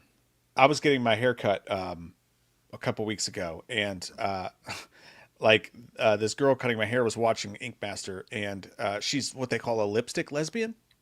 Yeah, they're hot. Yeah, Yeah, extremely. And like, but she was talking about it, and she's the, she's covered like head to toe in tattoos and shit like that. And she was like, her friend was on that show, and she was like, "Do you know this show's completely scripted? Like, not only is it scripted, but she said that they actually know who's going to win before they do the show." And they told her friend that they told her what to wear. They told her to dye her hair. They made all the decisions for them. And she said that they told her she was going to come in like 4th place. But then when she got there, she came in like 7th place. And I'm like, so it's not scripted, or is it is? I don't know. But she said that even the winners are scripted, which is fucking wild. yeah. I hate to ruin that for you, Jake. Yeah, sorry, Jake. I can't. My wife and kids love like the cooking shows, like the competition shows, and I get into them sometimes too. But for the most part, once I hear a cadence in the way people talk and speak to the cameras, and I can see that it's fake, I just check completely the fuck out. My wife will watch that baking show where they put together Halloween cakes and shit.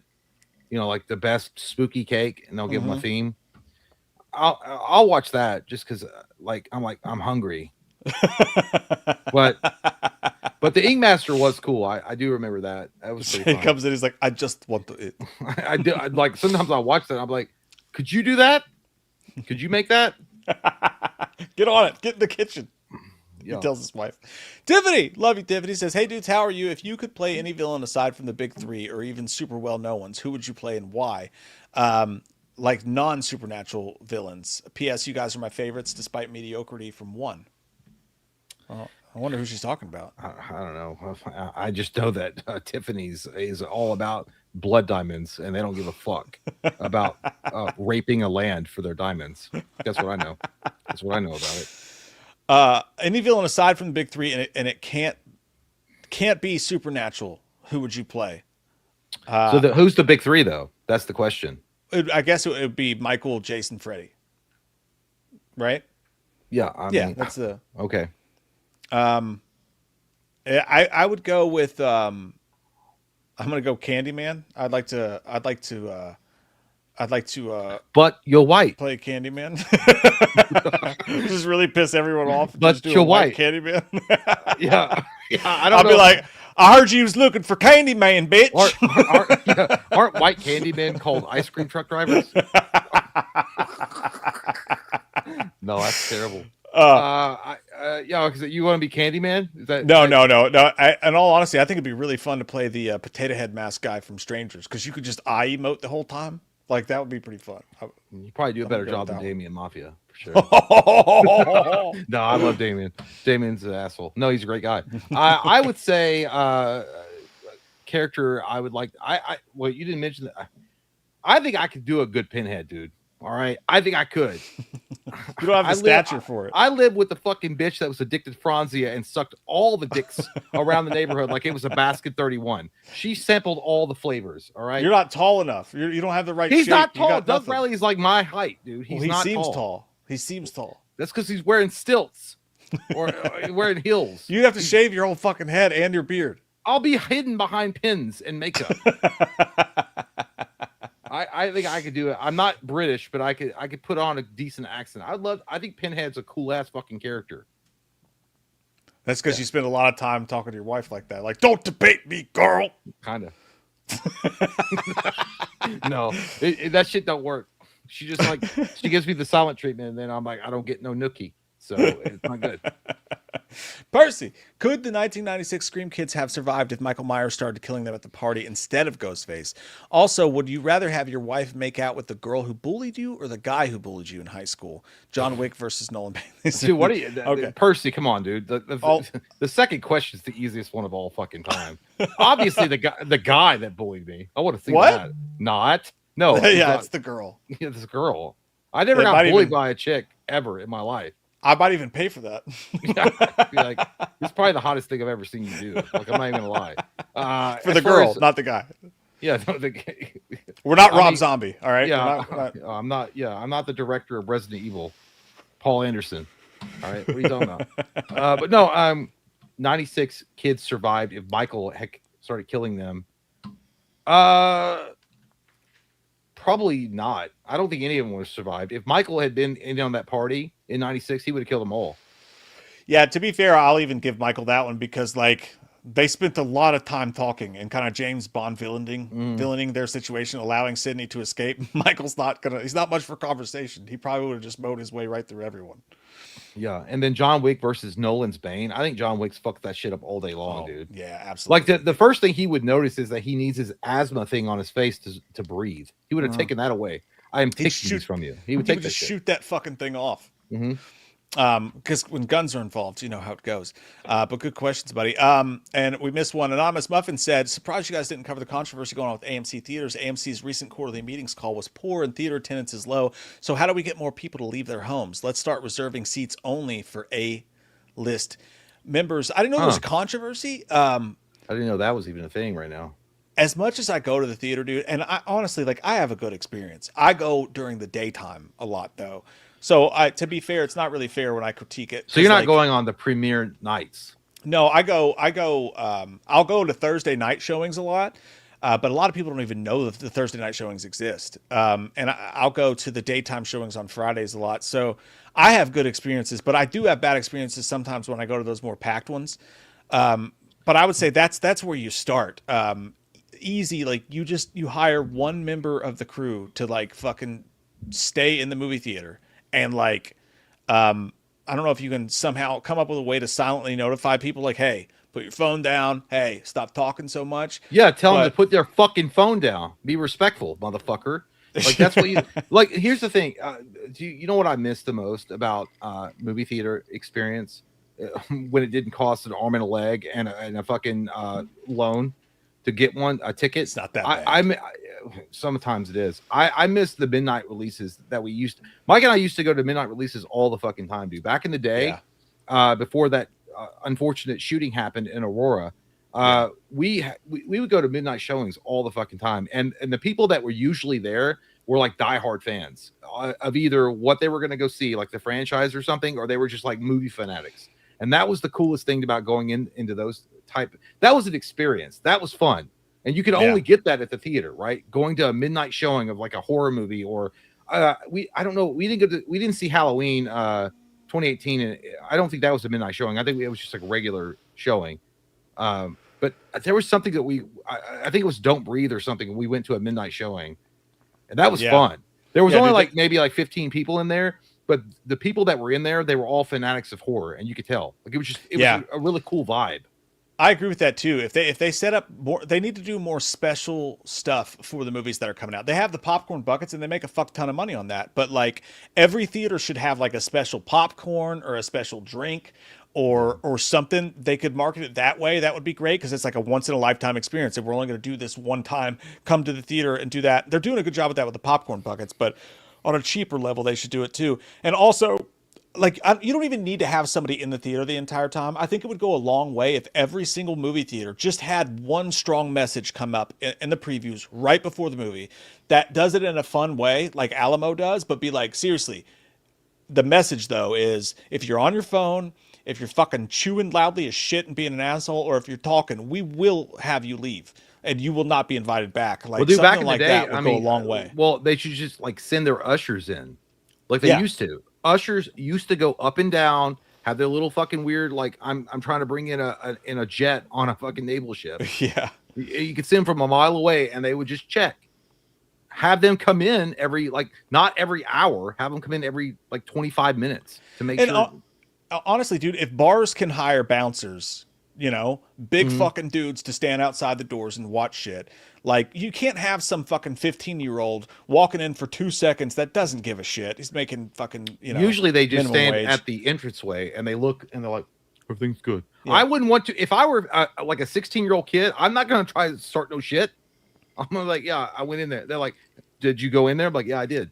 Was anybody used in it? I was like, nope. Yeah, because I didn't walk the whole fucking theater. Just do a security guard. You vet them very well. You got to do a good job. And I know hiring people's hard, but vet them very well. But have some people that like give a fuck, go in and just walk through and like be okay. I'm not going to be an asshole because fucking Tito over there is going to fuck me up if I do. Tito is go crazy. A long way. Tito is a crazy man. I got to go pee though. That's crazy right now. But you enjoy that. You enjoy that tinkle time in nature's forest. Robin Barker. That was back when seriously, it was so stupid, guys. When we started this stream, Jay texted me like an hour before. He was like, live chat's not working on YouTube. It's like a YouTube wide thing. And then we discovered that like if you put an emoji in the chat or just type some gibberish, your super chat would go through, because it's still on the bottom. I should take that down because I think they fixed it. But yeah, it's fucking the wildest shit that you go through on this fucking thing. Jay, you're Corso Travis says, Shish Kebab, Shawshank Redemption, Chicago, the Bears.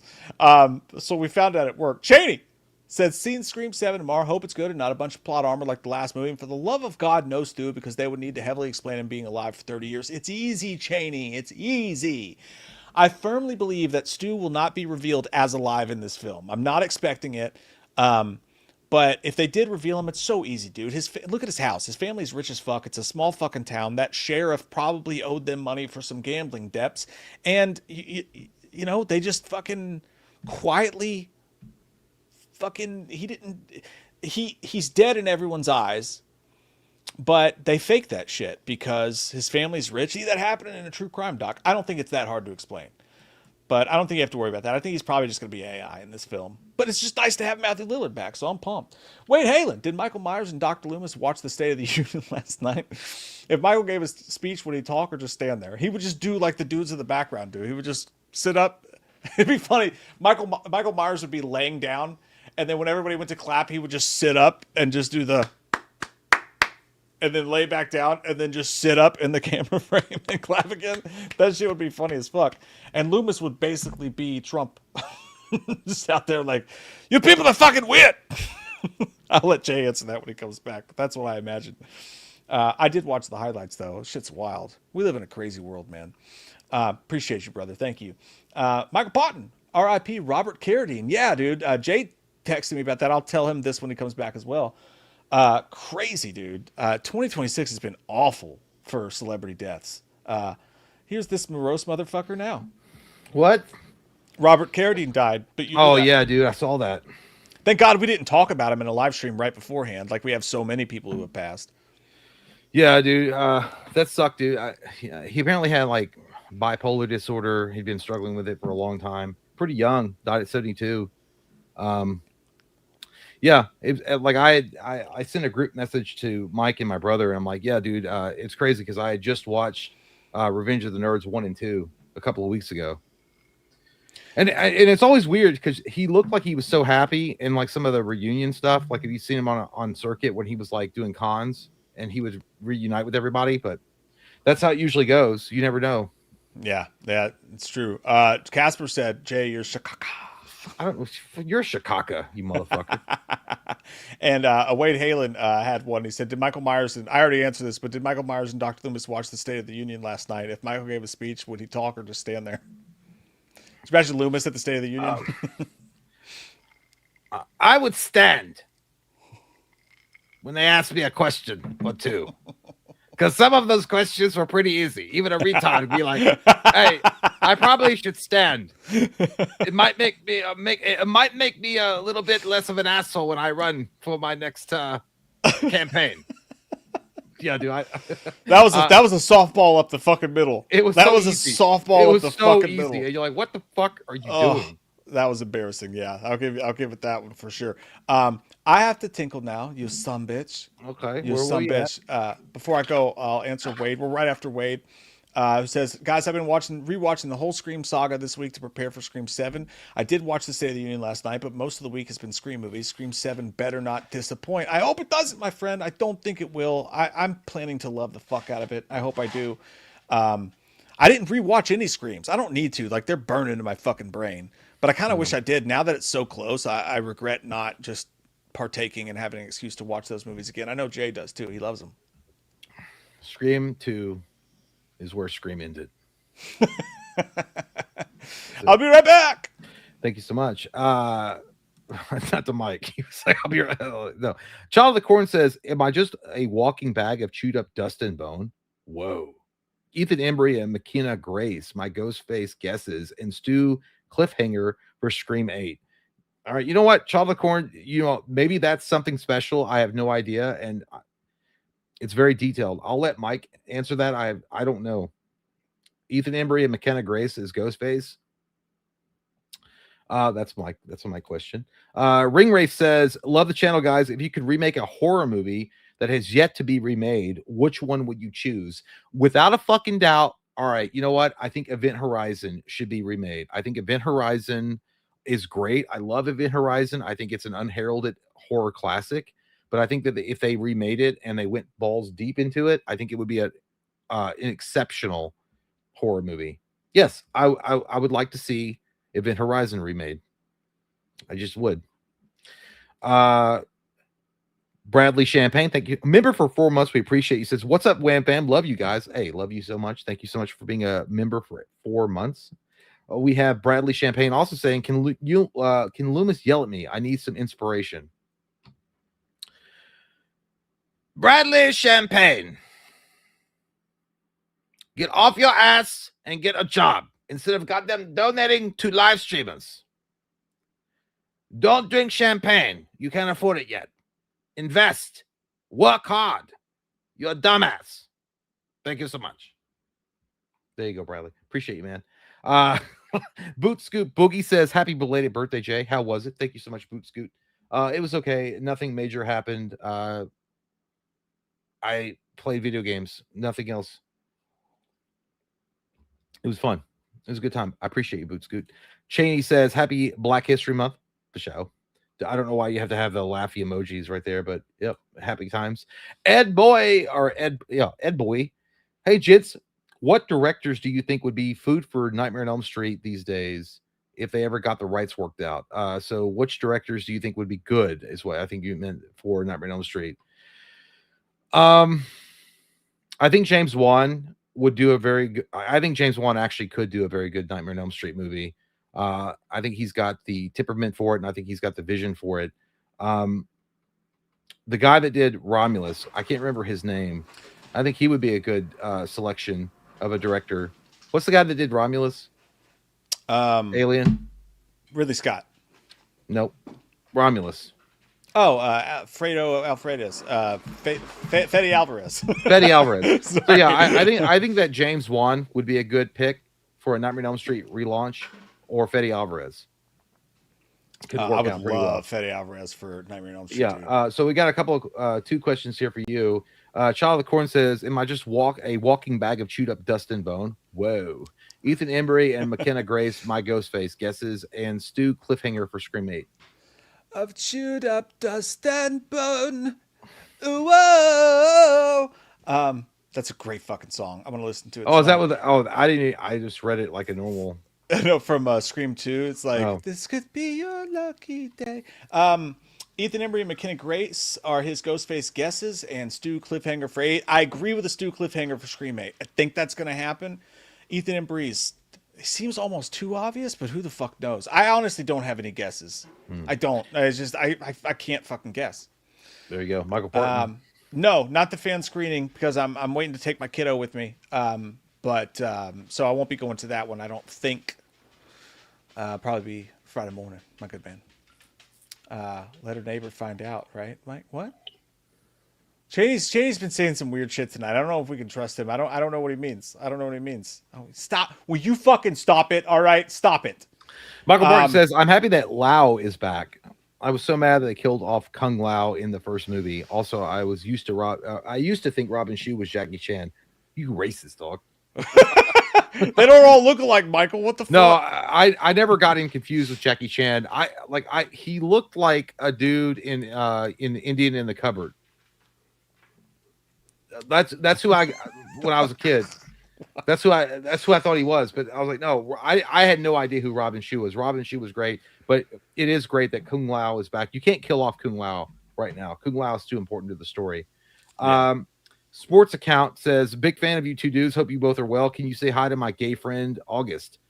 Hey, August. How's it going? Hey, August. I don't care if you're gay. I don't either. I think it's awesome. Like, good for you, dude. So if you meet a gay guy, you're like, hey. Stop. Turlington says, boys, I What know the you regret your fuck PFP. is that about? Ever Jesus regretted using a movie Christ. quote in a particular situation?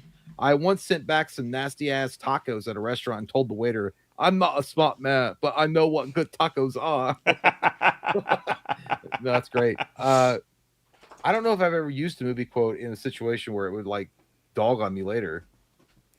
All I know is that one time I was wearing an American Psycho shirt in a taco place, and the guy comes over and he goes, "Hey, how are you guys' tacos?" And I was like, "They're great, man." He goes, "How was Paul Allen's taco?"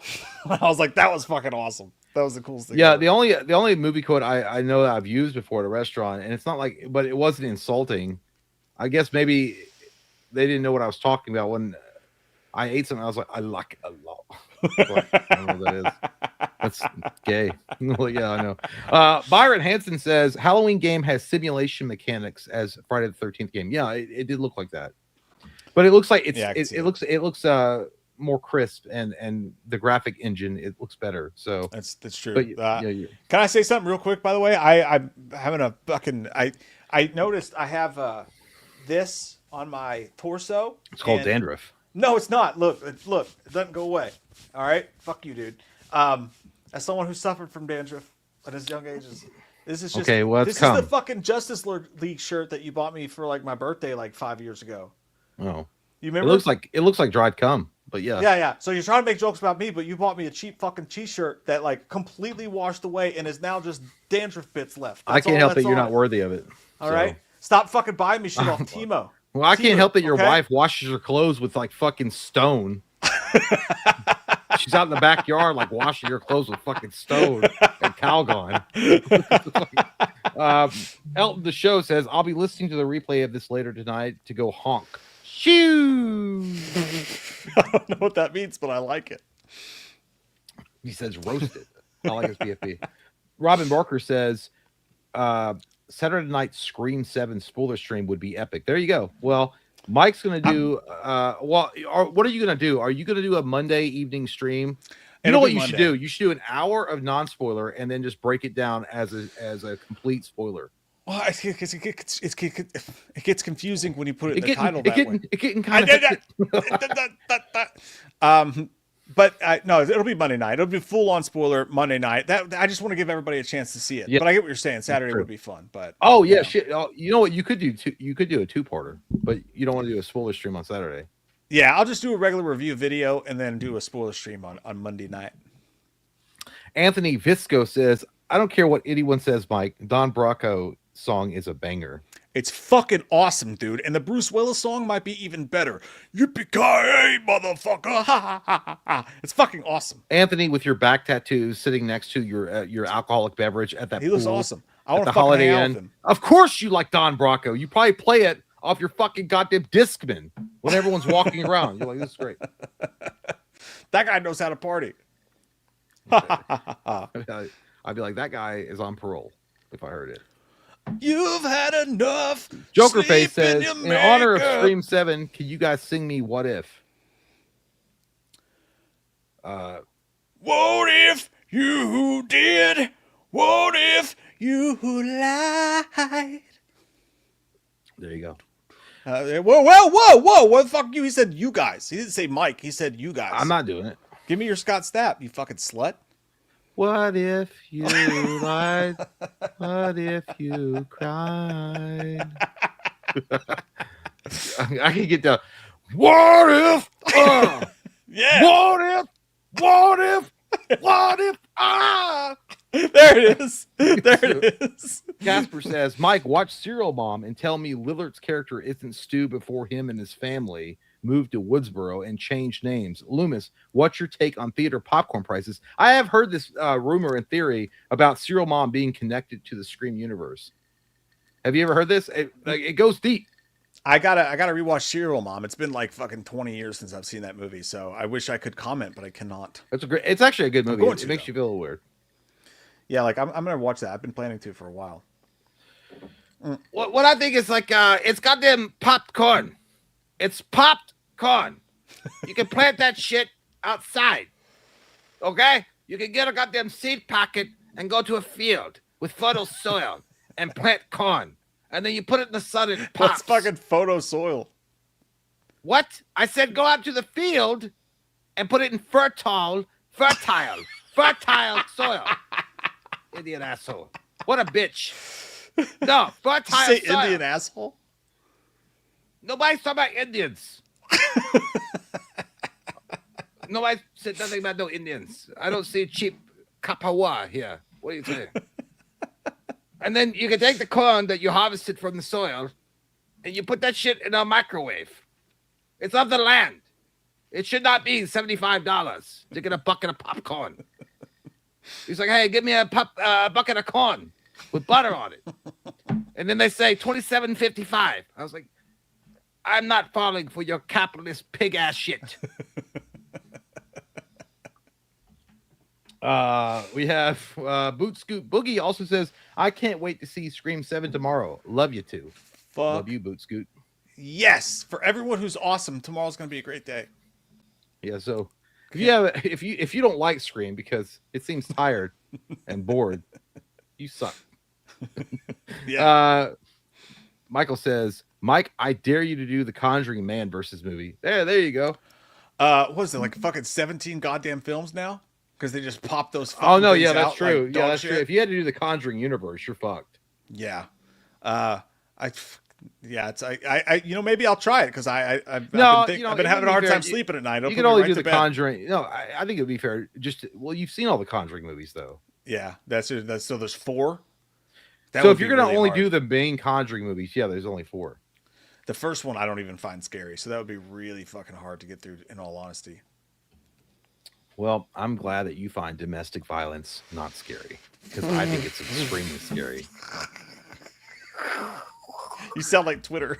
I know. I was like injecting it into myself for a second. Dr. Corndog says Scream 7 boycotters did nothing. I bought $200 worth of tickets, bought all AMC merchandise, 2 cups, 2 buckets. Also, most theaters sell it out. Fire. It's true. It's fucking true, dude. Like I think they actually. Dude, Dr. Corndog did all this shit with his PFP. He wore a mask.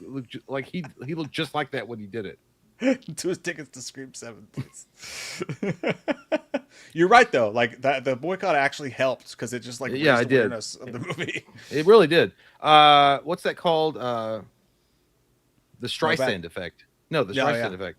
Yeah. The Horror Maverick says, "Hey boys, just got home from work. Got some bad news. A buddy of over 40 years passed today.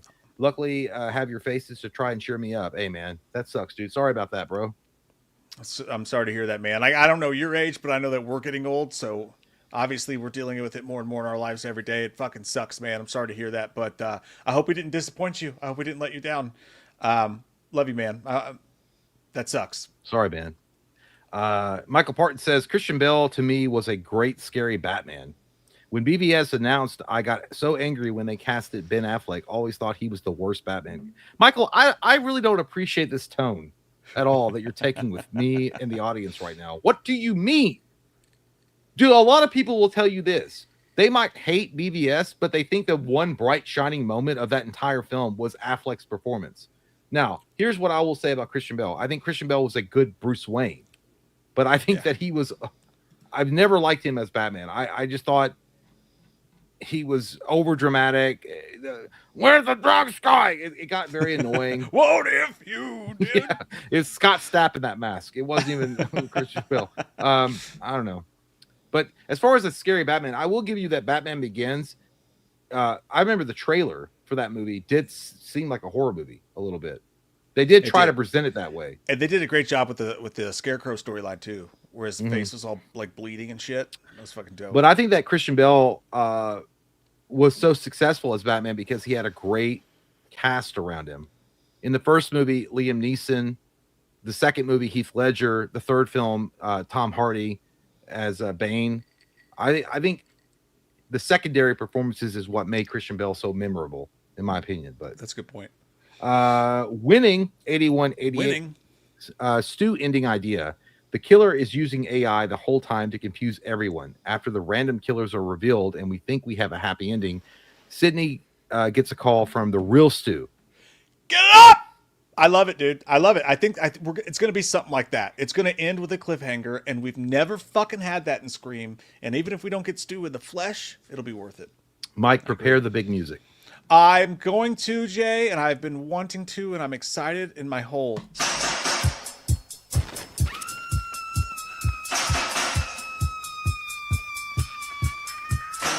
The best things in life are free. You can give them to the birds and bees. I want money.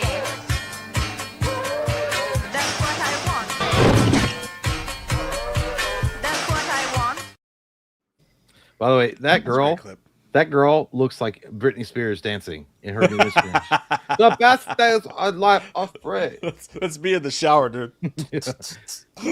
Thank you so much, Lee the Machine Bowers. That's why we play that song. Holy fucking shit from the heavens of heavens. Lee the Machine Bowers says, "Hey, my handsome fellas, how are y'all? I love the new truck. It's 10 times better than the other truck. Loomis and Chalice, y'all both hop in the truck and let's go clubbing. It's going to be a wild night." Let me tell you something. I would get in that truck with you. Sorry, Chalice got way too redneck. I got excited about the truck. I love it. Listen, I find myself at a lot of dive bars late at night hitting on women that are too young for me. You say guy boss? Gay bars. Gay bars are great places to pick up women. Everybody knows that. That is actually true. Yeah, our gay garages. This show is sponsored by gaygaragebeer.com.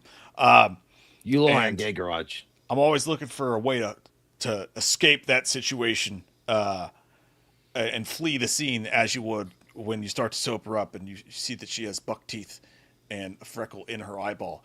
But the point is that I would love to have you show up like fucking Batman in the Tumbler and pick me up in that beautiful black truck with your beautiful black... that was a different person. Your beautiful black truck escape the scene with you. It'd be an honor, and I might even give you a handy because it's not gay if you just use your hands. Lee, I'm glad that your truck is running right and you're polluting the environment with your goddamn diesel. It's wonderful. I appreciate you. I'm never going to get in your goddamn truck, okay? Just because you listen to John Mellencamp's Wild Night is calling. I'm not going to be getting in your car and having that experience with you. No, thank you. Do not show up at my house. I'm not going to jump in your truck. If you drive by my house with your goddamn monster truck with Dr. Chalice in the passenger side seat, I'll be like, I will be looking for you in the arrest records tomorrow morning in the papers. No, thank you. Have a good goddamn night. Enjoy your goddamn truck. I'm not getting in it. It's a great truck. It smells like new car until I come in it. Thank you, Lee. Lee's it smells like new champion. Car with Chalice cum. Yeah, that's what every man wants. Chalice cum smell. Now it smells like sex and candy. Nobody. That's the song. I don't. That sounds disgusting. But thank you, Lee. You're a fucking champion, dude. We appreciate you, man. Wow, thank you. Love you, Lee. Appreciate you, brother. What a fucking great supporter. Love this guy. Thank you, Lee. Kyle says, got a funny bar fight story? Wham for life. Yeah, we've talked about it before. The funniest fight story we've ever had was me and Mike fighting. That was probably the funniest one of all fucking time, dude. Because nothing happened, but you think it would be some kind of epic event. It didn't. It didn't turn out that way. Yeah, it was. It was pretty much like, yeah, you actually hurt me, dude. It's like you slammed me too hard, and it was like us fighting in a parking lot of a karaoke bar, and then some guy coming up like, hey, I'm like, hey, we're just fucking around, we're just joking, and then us diving into the car to run away. It was the most like, I really mean this, but also I don't want to actually hurt you. No, and then it was like, yeah, then it was me chasing Mike down the sidewalk because he kept on saying, I'm not getting your car. And me begging like a fucking ex-gruntled boyfriend or a gruntled ex-boyfriend. I'm not riding home with you. you. Get the fucking car, dude. I can't keep driving like this, dude. They're going to pull us over. It really was, dude. I drove like that for like 10 minutes. I was begging. I was like, dude, I don't care if you're bitching at me or whatever. I was like, the cops are gonna fucking see me doing this. I'm literally slowing down, driving next to you, walking on the sidewalk, telling you please get in the car so we can go the fuck home. This guy was like, "Hey, whoa, you guys fighting?" We're like, "Leave us the fuck alone. This is between us." The only other funny fight story, it wasn't even a fight. The guy wanted to fight me. And I was like, "What the?" Because he was like, "It was so gay." It was a karaoke bar. This dude, I came in there alone and I was like doing my thing. I didn't even talk to him. And he came up to me and be like, hey, bro, let me talk to you outside. I'm like, all right. And I walked outside with him. He's like, so I heard you were talking shit about me the other night. And he got like serious, like we were in the fucking back of a mafia room. He was like, I heard you did that. And I'm like, I don't know what the hell you're talking about. I was like, no, you came here with your fucking work friends, and you and your work friends were sitting up there talking about me. And I heard it because you were like, all that motherfucker do is order water. And I'm like, because you do. Because so this fucking scumbag, dude, what he would do, he would go into the karaoke bar and he would only order water. He never patronaged the fucking the establishment. He never paid money. He didn't tip. He didn't do shit. He would just come in, order water, and then kind of be a hanger-oner to all the other people and get them to buy him drinks and shit. So I kind of made a joke about him. I don't know. It was like an offhand thing or whatever. I was like, yeah, you know, that guy, whatever. And this guy was trying to fucking fight me. And I'm like, dude, I remember outside. I was like, dude, I don't know what the fuck I said. I really don't even remember. And he was like, no, you was talking shit. You and your little crew up here. And I'm like, all right, man. Well, if you want to fight, I guess we'll fight. I mean, I don't know what to do. Like, I had not been in this type of confrontation since like fucking elementary school. So I don't know how to navigate these waters. I'm like, well, do we like start in? Yeah, I'm an adult. Sorry. Opposing corners and come out and fight. And he's like, well, I mean, we could swing now. I'm like, do I swing first? Is this scripted? Like, how do we do this? And he's like, yeah. He was like, yeah, ain't worth my fucking time. I'm like, yeah, I think it's because I think it's gay. I think it's dumb. And then that was just an embarrassing moment. It wasn't that nothing happened. It was just embarrassing. I have a couple more. We've told him, like, I had a biker punch me in the face when I was out with Jay one time. I punched a guy in the face one time. One time I tried to start a fight with the guy because he kept looking at Jay's ex-wife, but little did we know that she was actually they were probably fucking. But at the time we didn't know that, and that guy just kept looking at Jay's wife, and I was like, "What the fuck?" You know? Yeah, Mike leaned over to me. He was like, "Dude, this guy keeps looking at your wife." Like, I don't know. They were like smiling at each other and shit, and I was like, "What the fuck is going on, man?" Like, you know, like this is fucking ridiculous. I think that was the night that you yelled at her, and then she cried, and she went to the bathroom, and then I didn't know what was going on. I was out smoking, and I came back, and you're like, "You didn't." Mike was like, he's like, "You didn't talk to your wife?" I'm like, "No," and he's like, "Oh," he's like, because he goes, I thought you were going to hit me or something. I'm like, no, I wasn't. What happened? He's like, I just told your wife that she was acting like this is all about her. And then I was like, no, you're probably right. Yeah, I'm not going to get mad at you. I was like, what are you doing? What the fuck are we? That was that was mad. But that's the guy that like I went up to him and I was like, hey man, let me buy you a drink. Let me buy you a drink. Oh yeah, that guy was being a smart ass. And then he was like, all right. So I went and got a drink from the bar, and I walked over to him. I went to hand it to him, and he went to reach for it. I took it away, and I walked over and I gave it to you. I don't know why that was my bright idea, but like I just wanted to embarrass him in front of his friends. That was that stupid. guy. Well, yeah, that guy was a total tool bag. Like, you guys know the story. My ex-wife was a complete fucking 100% hooker of the streets. She fucked everything that moved. Apparently, while we were together. And I didn't know, I was like blind to all of this. So that night in the bar, this fucking dude, which by the way, just so you know, little context here, my ex-bitch fucking babysit this fucker. Right? Ew. Yeah, dude. You didn't know this part. She had that. babysit him, and he had just turned like 23 or 24. And she was slurping on his fucking wiener. And we didn't know any of that. She was a dirty hoe, dude. Like my ex was just such a dirty hoe. Yeah. So Mike was like looking out for me because I was in, I guess, like a sense of denial. Like I knew something was weird with her when I was with her at the time because things were definitely decaying the longer I stayed in that relationship. But Mike was picking up on the parts that were like, hey, I see some. Yeah, this bitch is the gray skull sluts. Like, dude, I don't know what the fuck is going on. I didn't see it. Maybe I just didn't want to. Maybe I was in denial. But yeah, but he was a fucking douchehole. Like he was one of those dudes that like he gelled his hair every fucking day. He came out wearing his best fucking, Dillard's t-shirt and his fucking, cheap ass pants and shoes and thought he was hot. And so he was like, yeah, he was fucking making googie eyes at your girlfriend. I was like, you mean my wife? That's even worse. But yeah, it's true. I'm pretty sure that's how that conversation actually happened too. I think I said that. You're like, you mean my wife? I was like, yeah. And then I think I even got into a fight with her on the way back from the bar. And she's like, I was like, yeah, Mike fucking saw it. And she's like, your drunk friend, your fucking drunk ass friend. I'm like, yeah, he saw it. I was like, Mike's so drunk, he saw it. How bad is it? How bad is it that a drunk friend like Mike can fucking see it? So obviously it's bad. Or something like that. Yeah, you're hurting your own cause here. Yeah. Austin says, most fear hell and wish for heaven, but the more I think about it, the concept of eternity itself is the most frightening prospect of all. Dookie butt. Yeah. So in that profound statement. You know what? Here's the thing about Austin. I think it more along the lines of quantum immortality. If you don't know what that is, look it up. But essentially, it means that when you close your eyes forever here, you open your eyes up into another reality where you lived. Yeah.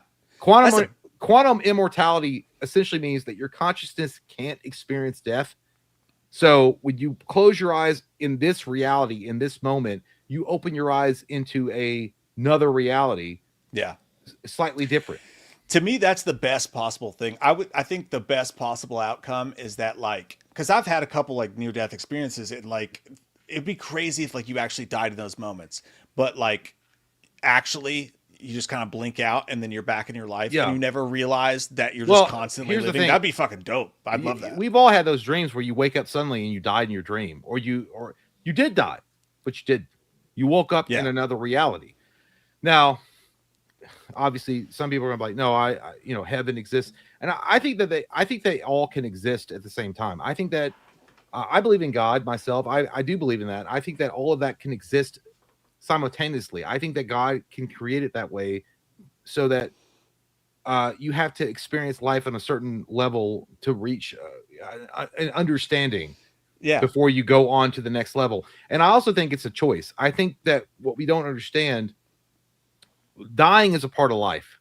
We're all going to do it. You can't get out of it, Chief. It's just going to happen. But I think that what happens is that you may have a choice when you die.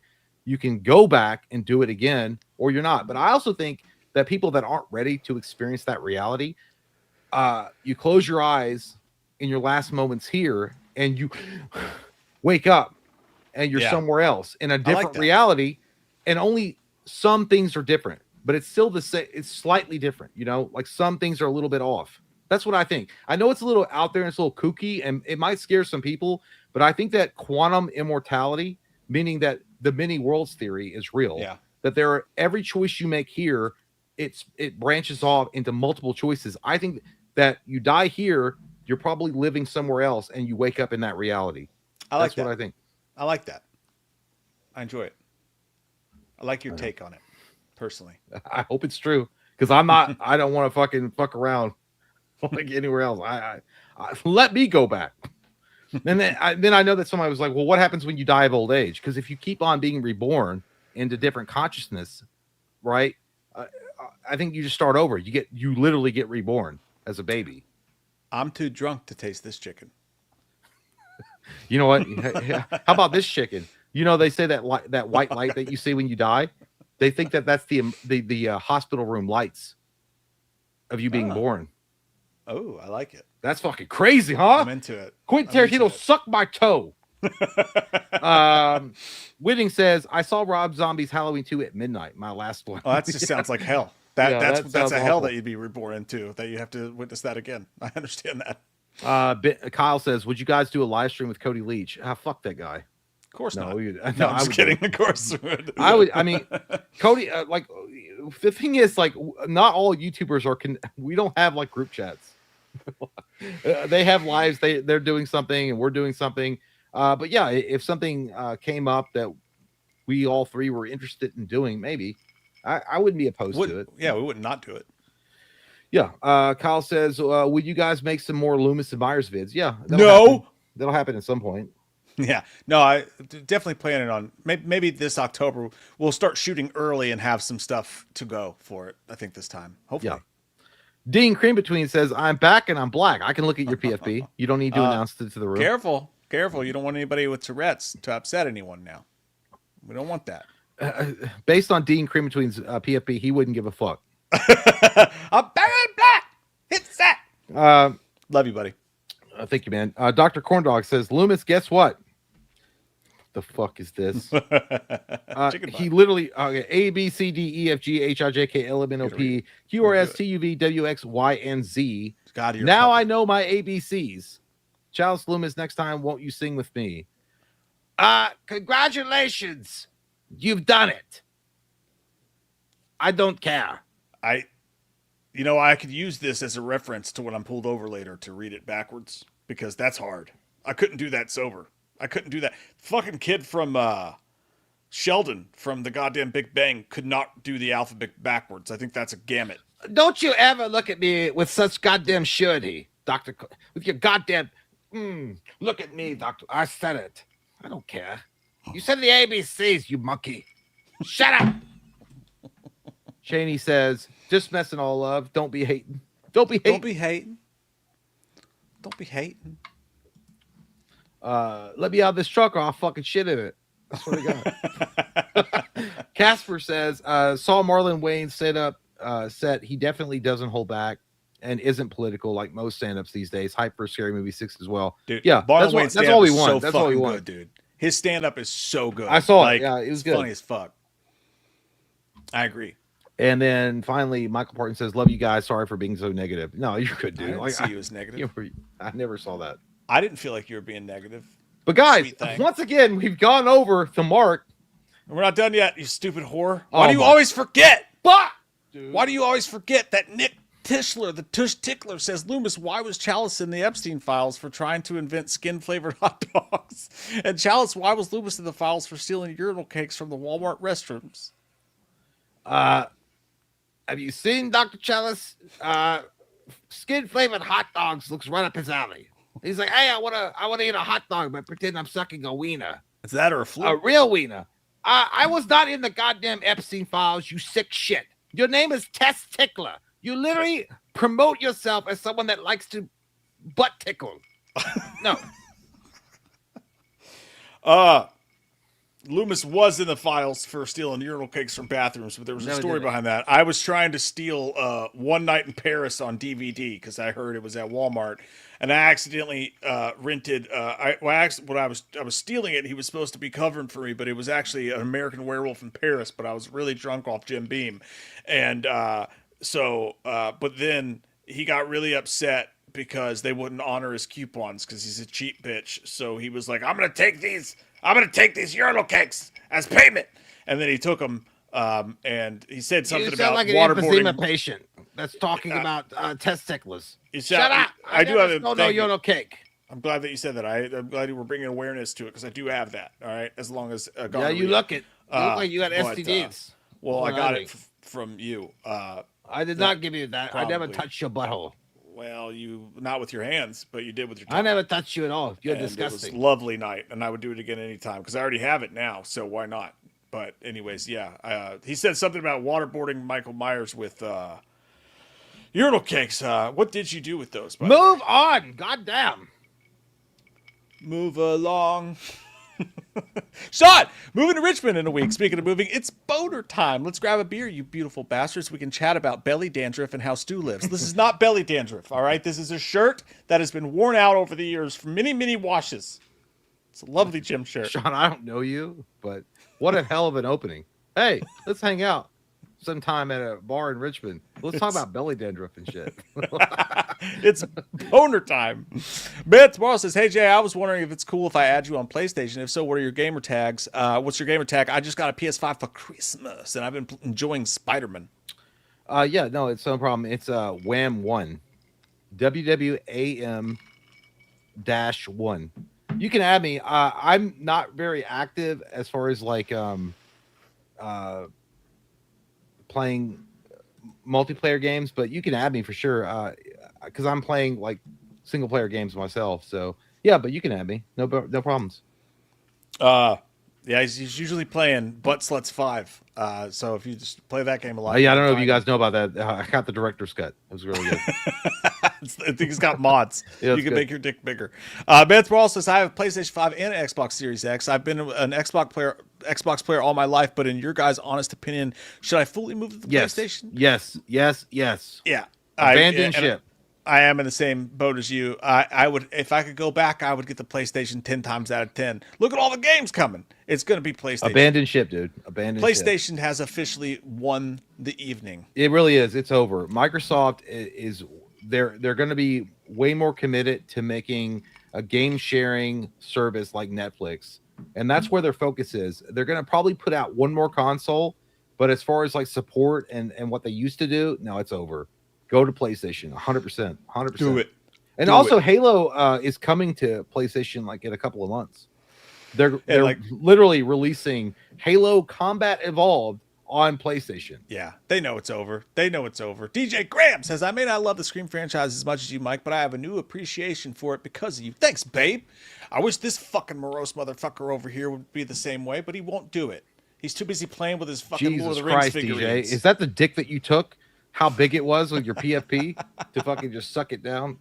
But wait! Come on now, more margaritas. Great ass.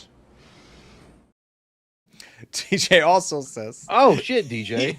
Even before I sat down and watched a single movie, I already knew Ghostface from Scary Movie, and on Halloween, every other person was wearing his mask. So it's nostalgic for me. Ghostface has always been around. After all, I was born in 95. Scream was 96. What a great fucking year to be born. Yeah, but DJ. you were born in 95. You didn't grow up in it, so. Shut up. But, I mean, it's cool that you were born around that. You shut the fuck up. Anyway, I'm glad that you listen, I have no problems with Scream. I think that Scream is a great movie. The first one and the second one. It's a good movie. But I think that they have fallen off significantly. I'm sorry. Well, shut the fuck up. Shut the fuck up. I agree with you, by the way.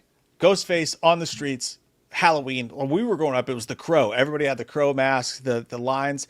But yeah, Ghostface was easily accessible at Walmart and stuff like that. And you do run into that. It's hard for the franchise to be scary for anybody, because it's on fucking lunchboxes. They make toys out of it now. There's pop figures. So it's the onus is on the filmmakers at this point. You have something. The first time you see Ghostface's mask in that fucking window, it's a revelation. It's fucking same thing with Michael Myers the first time you see that mask, but knowing it and seeing it beforehand, you'll never have that full experience. So I do get it when people come into it after already knowing everything about it and then seeing it. But witnessing something like that in the movie theater for the first time, oh God, it's hard. It's a hard thing to recreate. It is. Well, you know what's not a hard thing to recreate is our gratitude for you. Thank you guys so much for turning out tonight. We had over 400 people here tonight. Yep. That's fucking crazy, guys. Holy shit. Thank you so much. And love you guys. Thank you for the support. We'll be back here next Wednesday with a live stream report. We're going to hang out and have a good time. But it's awesome seeing you, Paul Purvis. You fuck. Thank you, Paul Purvis. No, you guys make these literally before we went live, when YouTube wasn't allowing chats, we were like, we're not even gonna do the stream because you guys are the show. You guys make we didn't know what to do. I mean, yeah. We literally probably wouldn't have done the stream at all if it wasn't for you guys. Because the best part of it is you guys. You guys are the show. Yeah. So we thank you so fucking much. It's fucking wild how supportive you guys are to us, and you guys keep this channel alive. So we appreciate you so fucking much. We love you, and everybody who doesn't suck fucking dick's gonna be seeing Scream this weekend, right? What a gay ass thing. No. See you guys. Good night, everybody. Bye.